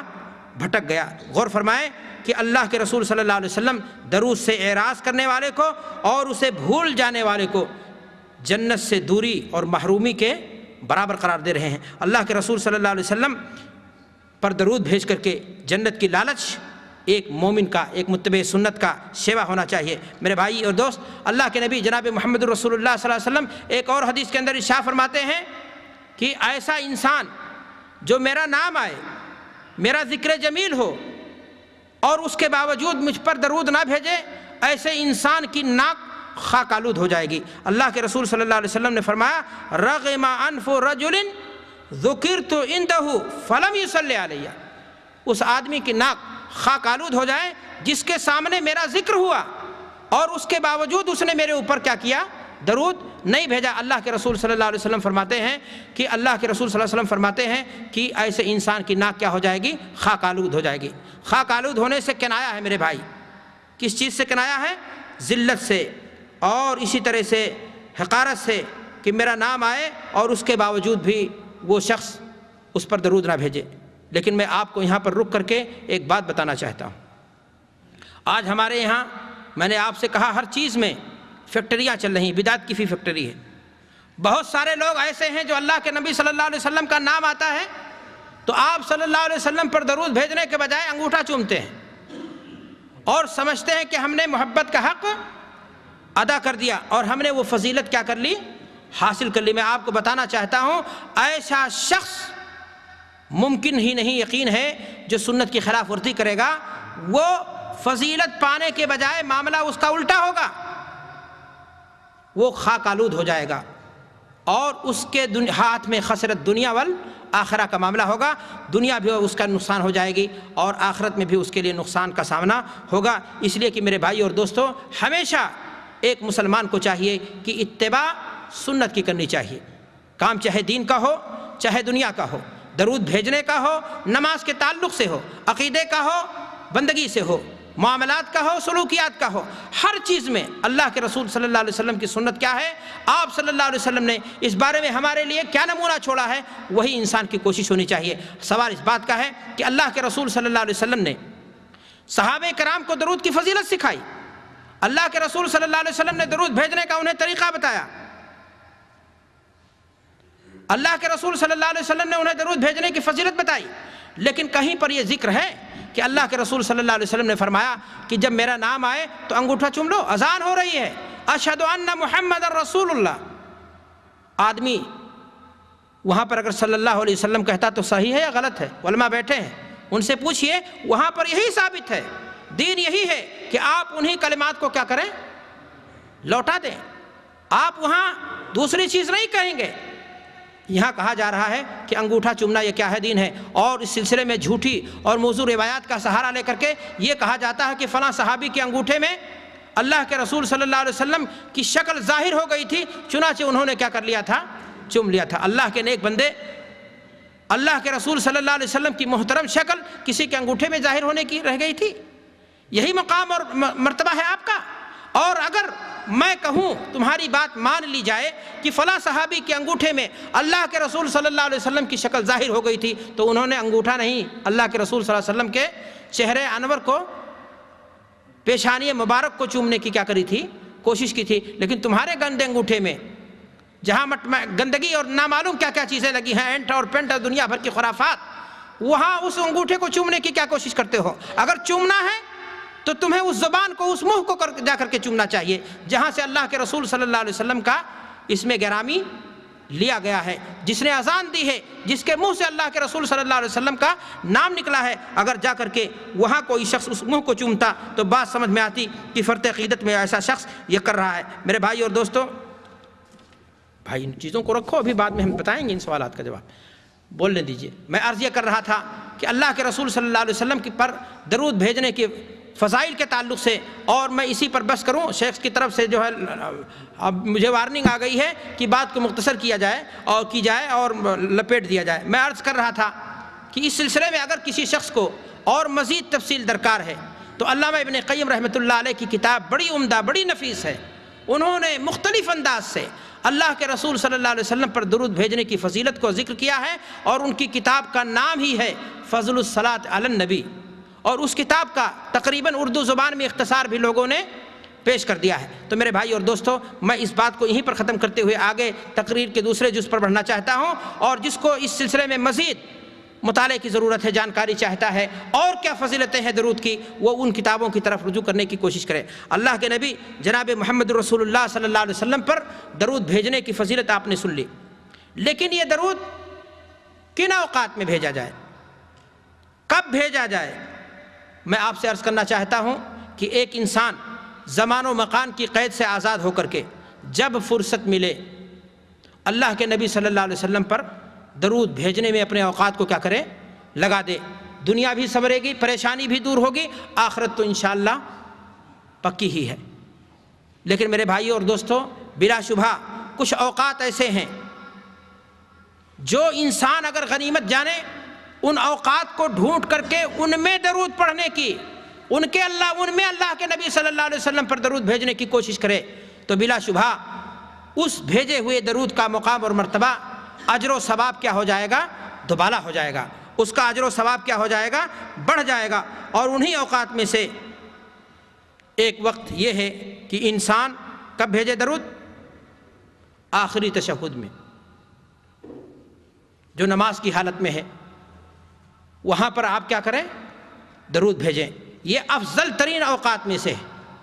اور دوسرا وقت یہ ہے کہ انسان نماز جنازہ میں درود پڑھے۔ پہلی تکبیر میں کیا پڑھے گا؟ سورہ فاتحہ، اور دوسری تکبیر کے بعد کیا پڑھے گا؟ درود پڑھے گا۔ اللہ کے رسول صلی اللہ علیہ وسلم کی اس سلسلے میں صاف حدیث ہے، ابو امامہ ابن سہل سے روایت ہے، وہ بیان کرتے ہیں کہ ایک صحابی نے انہیں بتایا کہ صلاۃ جنازہ میں یہ مسنون ہے کہ امام تکبیر کے بعد تکبیر کہے، اور پہلی تکبیر کے بعد امام سورہ فاتحہ پڑھے، اور پھر نبی اکرم صلی اللہ علیہ وسلم پر کیا کرے، درود بھیجے۔ مستدرک حاکم اور دیگر کتاب حدیث کے اندر یہ روایت کیا ہے، موجود ہے۔ تو میں نے آپ سے کہا کہ جب بھی انسان کو فرصت ملے، اللہ کے نبی صلی اللہ علیہ وسلم پر کیا بھیجے، درود بھیجے۔ لیکن کچھ اوقات خاص ہیں جن کی تلاش میں، جن کو غنیمت جان کر کے موقع کی تلاش میں انسان کو لگا رہنا چاہیے، اور انہی اوقات میں سے ہے جمعہ کا دن۔ اللہ کے رسول صلی اللہ علیہ وسلم نے فرمایا، ان من افضل ایامکم یوم الجمعہ فیہ خلق آدم وفیہ قبض وفیہ النفخ وفیہ الصعق فاقصروا علی من الصلاۃ فإن صلاتکم معروضۃ علی۔ اللہ کے رسول صلی اللہ علیہ وسلم نے فرمایا کہ جمعہ کا دن ہفتے کے دنوں میں سب سے افضل دن ہے، اور اسی دن میں اللہ تعالیٰ نے آدم کو پیدا کیا، اور اسی دن ان کی روح قبض کی گئی، اور اسی دن قیامت قائم ہوگی۔ اللہ کے رسول صلی اللہ علیہ وسلم نے فرمایا کہ جمعہ کے دن کثرت سے مجھ پر درود بھیجو، اس لیے کہ خصوصیت کے ساتھ اللہ تبارک و تعالیٰ جمعہ کے دن فرشتے کو مامور کرتا ہے، اور اللہ کے نبی صلی اللہ علیہ وسلم پر وہ درود کیا کرتا ہے، وہ پہنچاتا ہے۔ تو ایک انسان کو ہر دن اللہ کے نبی صلی اللہ علیہ وسلم پر، ہر وقت جب بھی فرصت مل جائے، اللہ کے نبی صلی اللہ علیہ وسلم پر درود بھیجنا چاہیے۔ لیکن جمعہ کے دن درود بھیجنے کی خصوصی فضیلت حدیث کے اندر میرے بھائیوں وارد ہے، اور اس کو آپ کے سامنے میں نے رکھ دیا۔ میرے بھائیوں اور دوستوں، انہی اوقات میں سے جو اوقات فضیلت کے ہیں، انہی اوقات میں سے اذان کے بعد ہے۔ ایک انسان کو تعلیم دی گئی، اور یہ حدیث تقریباً گزر چکی، میں نے آپ کو بتایا کہ اگر کوئی شخص اذان کو سنتا ہے اور اذان کے الفاظ کو ایکول ٹو جواب دیتا ہے، جہاں فرق ہے وہ فرق ہے، احادیث سے ثابت ہے، اس کو آپ سارے لوگ جانتے ہیں۔ میں نے جہاں بتانا تھا آپ کو، وہاں بتایا کہ محمد الرسول اللہ، اشہد ان محمد الرسول اللہ پر انسان کو وہی ثابت ہے کہ انہی کلمات کو کیا کرے گا، دہرائے گا، نہ انگوٹھا چومے گا اور نہ ہی دوسری حرکتیں کرے گا جو آج کے زمانے میں لوگ کرتے ہیں۔ مثال کے طور پر اذان دینا ہوا، اس سے پہلے ہی مائک چالو کر لیں گے، الصلاۃ والسلام علیک یا رسول اللہ، الصلاۃ والسلام علیک یا رسول اللہ، صلی علی شفیعنا صلی علی محمد، یا اس طرح کے کلمات کہے جاتے ہیں اور پھر اذان کہی جاتی ہے۔ میں ایسے لوگوں سے پوچھنا چاہتا ہوں کہ اللہ کے رسول صلی اللہ علیہ وسلم کے مؤذن تھے بلال رضی اللہ تعالیٰ عنہ، اللہ کے رسول صلی اللہ علیہ وسلم کے مؤذن تھے ابو محذورہ رضی اللہ تعالیٰ عنہ۔ ان دونوں کے ہاں اللہ کے رسول صلی اللہ علیہ وسلم سے محبت کی کمی تھی؟ ان کے سینوں میں اللہ کے رسول صلی اللہ علیہ وسلم سے محبت کی کمی تھی؟ بلال کا حال یہ ہے کہ موت سامنے کھڑی ہے، اور فرما رہے ہیں کہ غدن نلقى الاحبہ محمدا وصحبہ۔ بلال وہ شخصیت ہے جس کے بارے میں اللہ کے رسول صلی اللہ علیہ وسلم فرما رہے ہیں کہ تمہارے کھڑاؤں کی آواز میں جنت میں سن کر کے آ رہا۔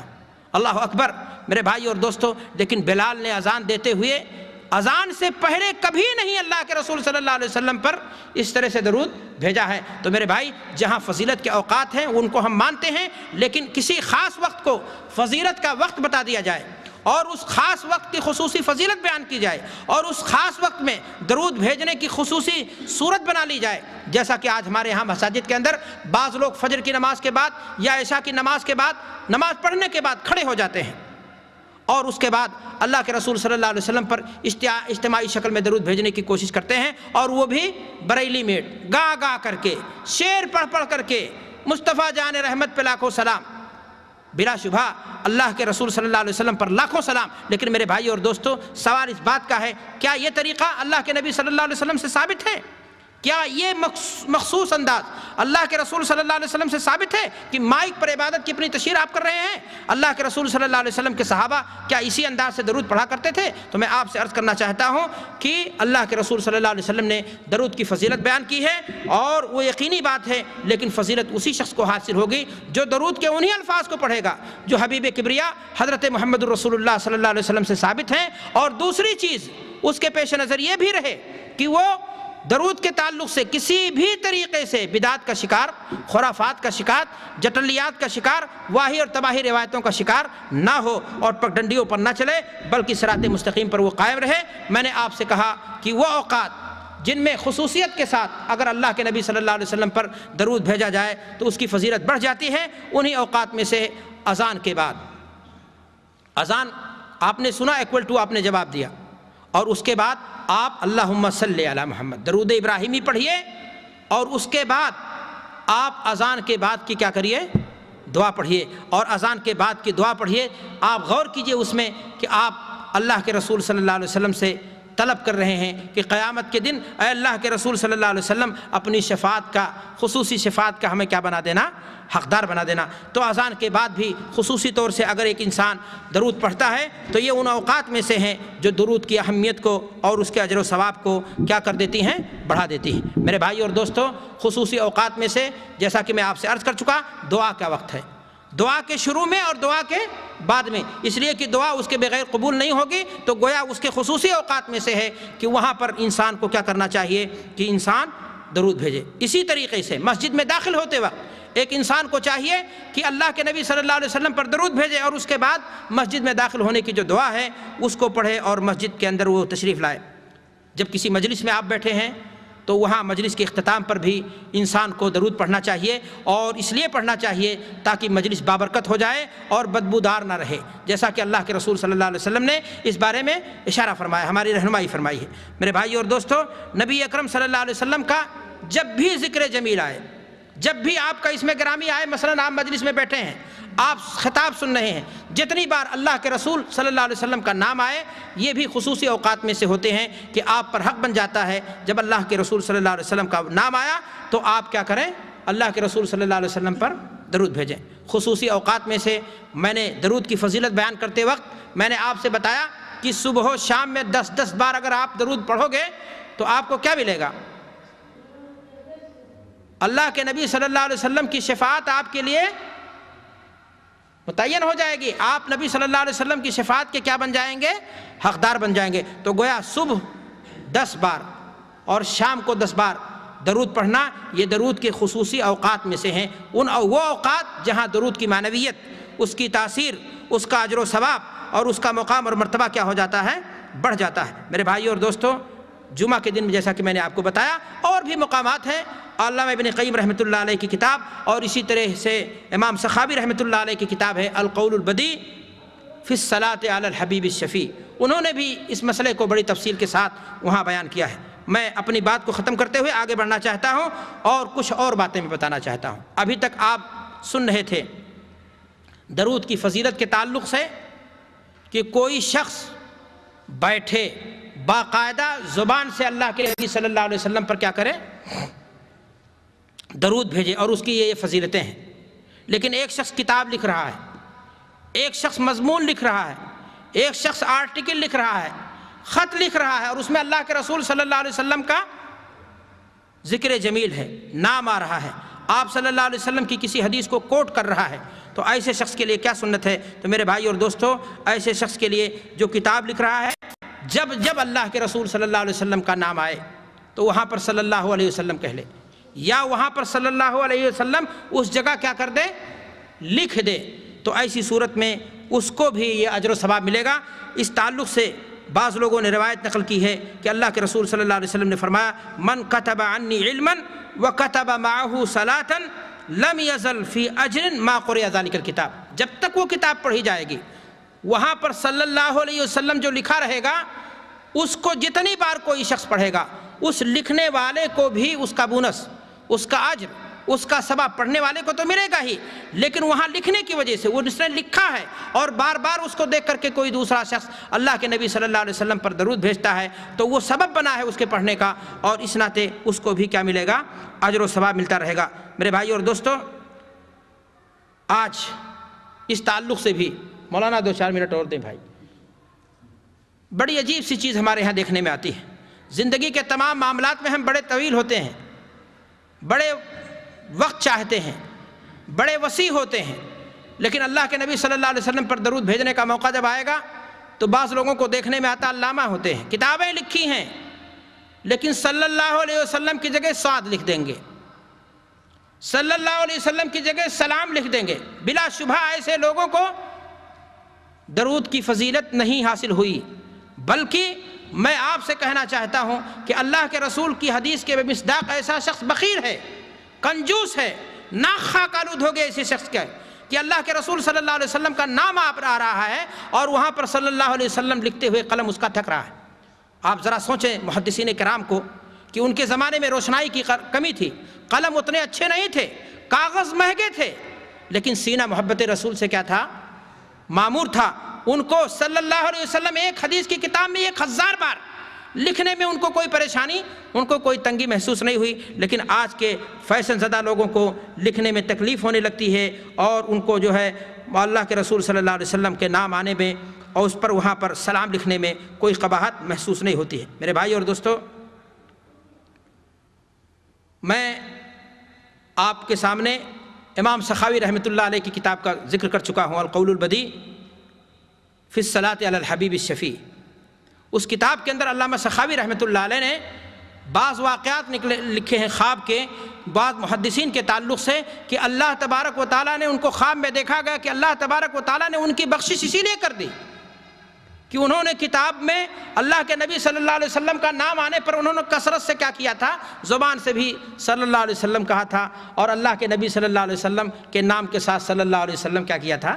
لکھا تھا۔ اللہ اکبر! یہ فضیلت ہے میرے بھائیوں اور دوستوں، اور اس فضیلت کو حاصل کرنے کی کوشش کرنی چاہیے۔ درود کے تعلق سے کچھ اور مسائل ہیں جو بہت ضروری ہیں، اور میں مولانا سے کہوں گا کہ میں وقت دیں اور ان مسائل کو آپ کے سامنے میں بیان کر دوں۔ ایک مسئلہ جسے علامہ ابن قیم رحمۃ اللہ علیہ نے اپنی کتاب میں بیان کیا ہے اور بڑی ہی شرح و بسط کے ساتھ انہوں نے بیان کیا ہے، لیکن میں اس مسئلے کو آپ کے سامنے بڑے ہی اختصار کے ساتھ پیش کرنا چاہتا ہوں۔ سوال اس بات کا ہے کہ درود ابراہیمی کو جب آپ پڑھ رہے ہیں تو اس میں دیکھ رہے ہیں کہ آپ درود بھیج رہے ہیں اللہم صلی علی محمد وعلی آل محمد کما صلیت علی ابراہیم، اے اللہ محمد صلی اللہ علیہ وسلم پر اور آپ کی آل پر درود بھیج جیسا درود کی حضرت ابراہیم اور آپ کے اہل و عیال پر نازل ہوا۔ سوال اس بات کا ہے کہ عربی زبان کا یہ قاعدہ ہے کہ مشبہ بہی جو ہوتا ہے وہ اقویٰ ہوتا ہے۔ گویا اس حدیث کے بظاہر یہ لگ رہا ہے جبکہ اللہ کے رسول صلی اللہ علیہ وسلم سید الکونین ہیں، سید الرسل ہیں، افضل البشر ہیں، یہ حتمی چیز ہے۔ حضرت ابراہیم علیہ السلام پر بھی آپ کو فضیلت حاصل ہے۔ میں اپنی بات کو اور مختصر کرتے ہوئے آپ سے کہنا چاہوں گا کہ بظاہر یہ لگ رہا ہے کہ اللہ کے نبی صلی اللہ علیہ وسلم کے حق میں آنے والا درود کم ہو رہا ہے، اور ابراہیم علیہ السلام اور ان کے آل پر جو درود نازل ہو، اے اللہ ویسا درود ابراہیم اللہ ہمارے نبی محمد صلی اللہ علیہ وسلم پر بھی کیا کر دے؟ نازل فرما دے، جبکہ معاملہ اس کے برعکس ہے، اس لیے کہ اللہ کے نبی صلی اللہ علیہ وسلم بھی آل ابراہیم میں سے ہیں۔ خود اللہ کے نبی صلی اللہ علیہ وسلم کیا ہیں؟ آل ابراہیم میں سے ہیں، اور آپ صلی اللہ علیہ وسلم کے آل میں وہ انبیاء نہیں جو حضرت ابراہیم علیہ السلام کی آل میں انبیاء ہیں۔ تو گویا اس طرح درود کی حکمت ہے۔ علامہ ابن قیم رحمۃ اللہ علیہ نقطہ بیان کرنے میں بڑے ماہر تھے، اور ان کی کتاب کو آپ لوگ پڑھیے، انہوں نے یہ ذکر کیا ہے کہ گویا یہ کہہ کر کے کما صلیت علی ابراہیم وعلی آل ابراہیم، یہ کہہ کر کے آپ جو درود کر رہے ہیں کہ اللہ ہمارے نبی اور ان کے آل پر یہ درود بھیج، اس میں درود کی معنویت اور زیادہ بڑھ جاتی ہے، اور آپ کے حصے میں نازل ہونے والا درود اس کا مقام اور مرتبہ اور درجات اس کے کیا ہو جاتے ہیں؟ بڑھ جاتے ہیں۔ میرے بھائی اور دوستو، ایک اور مسئلہ میں آپ کے سامنے بیان کرنا چاہتا ہوں چلتے چلتے درود کے تعلق سے، اور وہ مسئلہ بڑا ضروری ہے اور اس کا بیان کرنا بھی میں مناسب سمجھتا ہوں۔ سوال اس بات کا ہے کہ کیا اللہ کے نبی صلی اللہ علیہ وسلم کو چھوڑ کر کے صرف آپ کے آل پر درود بھیجا جا سکتا ہے؟ مثلا درود بھیجنے والا یہ کہے اللہم صلی علی آل محمد، اللہ کے رسول صلی اللہ علیہ وسلم کا اسم گرامی چھوڑ کر کے کہہ رہا ہے کہ اے اللہ درود بھیج آل محمد پر۔ اس مسئلے میں علماء نے تفصیل کی ہے اور اس کی 2 صورتیں بیان کی ہیں، اور اس میں یہ کہا گیا ہے کہ اگر اللہ کے رسول صلی اللہ علیہ وسلم پر انفراداً درود بھیجنا جائز ہے تو آپ کی آل پر بھی درود بھیجنا جائز ہے، چونکہ اس ناطے انفراداً اگر آپ کی آل پر بھی درود بھیجا جاتا ہے تو ایسی صورت میں کوئی حرج کی بات نہیں ہے۔ لیکن بعض علماء یہ کہتے ہیں، اور علامہ ابن قیم رحمۃ اللہ علیہ نے اس مسئلے میں بڑی تفصیل کی ہے، کہ اگر آل میں سے کسی ایک کو خاص کر لیا جائے درود بھیجنے کے لیے، مثلا جیسے روافظ کرتے ہیں، حضرت علی رضی اللہ تعالیٰ عنہ کا نام آئے تو فوراً علیہ الصلاۃ والسلام لکھیں گے، لیکن ان سے اعلیٰ جو ہیں، انہی جیسے صحابی جو ہیں، ان سے بلند مقام کے ہیں، ان کے تعلق سے ان کے یہاں کیا ہوتی ہے؟ بخیلی پائی جاتی ہے، تو پھر ایسی صورت میں مکروہ ہو جاتا ہے، ایسی صورت میں اجتناب کرنا چاہیے، اور ورنہ جو ہے انسان کو انفرادی طور پر دعا کے طور پر آل رسول کے لیے درود بھیجنے میں کوئی مذائقہ نہیں ہے اور اس کو بھیجا جا سکتا ہے۔ میرے بھائی اور دوستو، اپنی بات ختم کرنے سے پہلے ایک بات اور کہہ دیتا ہوں۔ آج اہل سنت کو گالی مختلف اعتبار سے دی جاتی ہے۔ توحید پر چلنا، حق پر قائم رہنا، سینہ بڑا وسیع کرنا پڑتا ہے۔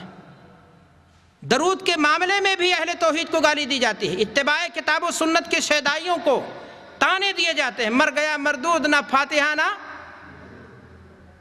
نہ درود، مر گیا مردود، نہ فاتحہ نہ درود۔ افسوس کی بات ہے، یہ تانا انہیں دیا جاتا ہے جنہوں نے اپنی زندگی کا ہر کام یہ فیصلہ کر لیا ہے کہ ہم کسی کام کو شروع ہی نہیں کریں گے یہاں تک کہ ہم دیکھ لیں گے کہ اس معاملے میں اللہ کے رسول صلی اللہ علیہ وسلم کی سنت کیا ہے۔ اور تانا دینے والوں کو میں کہنا چاہتا ہوں کہ جہاں تک معاملہ رہا فاتحہ کا، فاتحہ کے ہم اتنے قائل ہیں کہ جس نماز کی جس رکعت میں فاتحہ نہیں پڑھی جائے گی وہ رکعت مکمل مانی نہیں جائے گی۔ اور تم نے فاتحہ کی ایسی بکھیا ادھیڑی کہ تم نے کہا کوئی ایک آیت پڑھ لو، نماز کیا ہو جائے گی؟ ہو جائے گی۔ ہم درود کے کتنے قائل ہیں؟ اتنے قائل ہیں کہ ہم نے نماز کا حصہ بنا دیا، اسے جز بنا دیا، اور یہ کہا کہ اگر کوئی درود پڑھے بغیر کوئی اپنی نماز کیا کر دیتا ہے؟ ختم کر دیتا ہے، تو اس کی نماز کیا ہو جائے گی؟ ناقص ہو جائے گی۔ اور تم نے جو اس کو تعلیم دی، اس کو بتایا کہ تحیات پڑھ لے اور اس کے بعد اگر پیچھے سے ہوا خارج کر دے تب بھی اس کی نماز کیا ہو جائے گی؟ سلامت رہ جائے گی۔ میرے بھائیوں، اسی کو کہتے ہیں کہ آسمان کا تھوکا ہوا جو ہے کس پر گرتا ہے؟ منہ پر گرتا ہے۔ میرے بھائی، لوگوں نے کہا کہ ہم نے جو ہے درود کی قدر نہیں کی، ہم نے فاتحہ کی قدر نہیں کی، ہم نے تو جنازے کی نماز کے تعلق سے بھی اللہ کے رسول صلی اللہ علیہ وسلم کی حدیث آپ کو سنا دی کہ اللہ کے رسول صلی اللہ علیہ وسلم کی حدیث صاف ہے کہ انسان دوسری رکعت میں کیا کرے گا؟ تم نے نہ تو فاتحہ کی تعلیم دی نہ درود کی تعلیم دی، کہا جنازے میں، کہا بس پڑھتے رہو اور نماز کیا ہو جائے گی؟ ہو جائے گی۔ اور ہم نے کہا نماز ہے چاہے جنازہ، تو اس میں فاتحہ ضروری، اس میں بھی درود ہم نے کیا کیا؟ ضروری کیا، اور ہم نے کوئی اپنے گھر سے نہیں کیا، اللہ کے رسول صلی اللہ علیہ وسلم کی صاف سیدھی اس سلسلے میں تعلیمات ہیں، اس ناطے ہم نے یہ بات کہی۔ میرے بھائی اور دوستو، میں ایک بات کہہ کر کے اب میں اپنی بات ختم کرنا چاہتا ہوں اور شیخ محترم سے معذرت کرنا چاہتا ہوں۔ مسئلہ یہ ہے کہ آپ اس طرح دینی مجلس میں بیٹھے ہیں، اب دینی مجلس میں بار بار اللہ کے رسول صلی اللہ علیہ وسلم کا نام آ رہا ہے، تو کیا درود ابراہیمی پڑھیں گے آپ؟ یا بولنے والا بول رہا ہے، اللہ کے رسول صلی اللہ علیہ وسلم کا نام بار بار آ رہا ہے تو وہ درود ابراہیمی بار بار پڑھے گا؟ ایک مرتبہ آپ نے جب درود ابراہیمی پڑھ لی، جیسا کہ ہم لوگوں نے سنت پر عمل کرتے ہوئے خطبہ مسنونہ کے بعد پڑھا ہے، اس کے بعد پوری مجلس میں جتنی بار اللہ کے رسول صلی اللہ علیہ وسلم کا اسم گرامی آ رہا ہے آپ اس پر صلی اللہ علیہ وسلم پڑھ لیتے ہیں۔ محدثین کا یہ طریقہ تھا اور کتب احادیث سے یہ بات ثابت ہے، اور علماء نے اس کو قبول کیا ہے، صحابہ کرام نے اس کو قبول کیا ہے، اور یہ چیز آپ کے لیے کافی ہو جائے گی۔ اللہ سے دعا ہے کہ پروردگار عالم ہمارے سینوں میں اللہ کے رسول صلی اللہ علیہ وسلم سے محبت کی توفیق محبت ڈال دے اور ہمیں اللہ کے رسول صلی اللہ علیہ وسلم سے محبت کے جو تقاضے ہیں رب کریم اسے پورا کرنے کی توفیق عطا فرما. ہمیں اللہ کے رسول صلی اللہ علیہ وسلم پر کثرت سے درود کی توفیق عطا فرما، اور یہ درود ہمارے گناہوں کے لیے کفارہ، ہمارے درجات کے لیے بلندی کا سبب، ہمیں اللہ کی رحمتوں کا حقدار بنانے کا سبب، اور ہمیں قیامت کے دن نبی پاک صلی اللہ علیہ وسلم کی صفات کا حقدار بنا دیں. وآخر دعوانا الحمدللہ رب العالمین والسلام علیکم ورحمۃ اللہ وبرکاتہ. جی شیخ.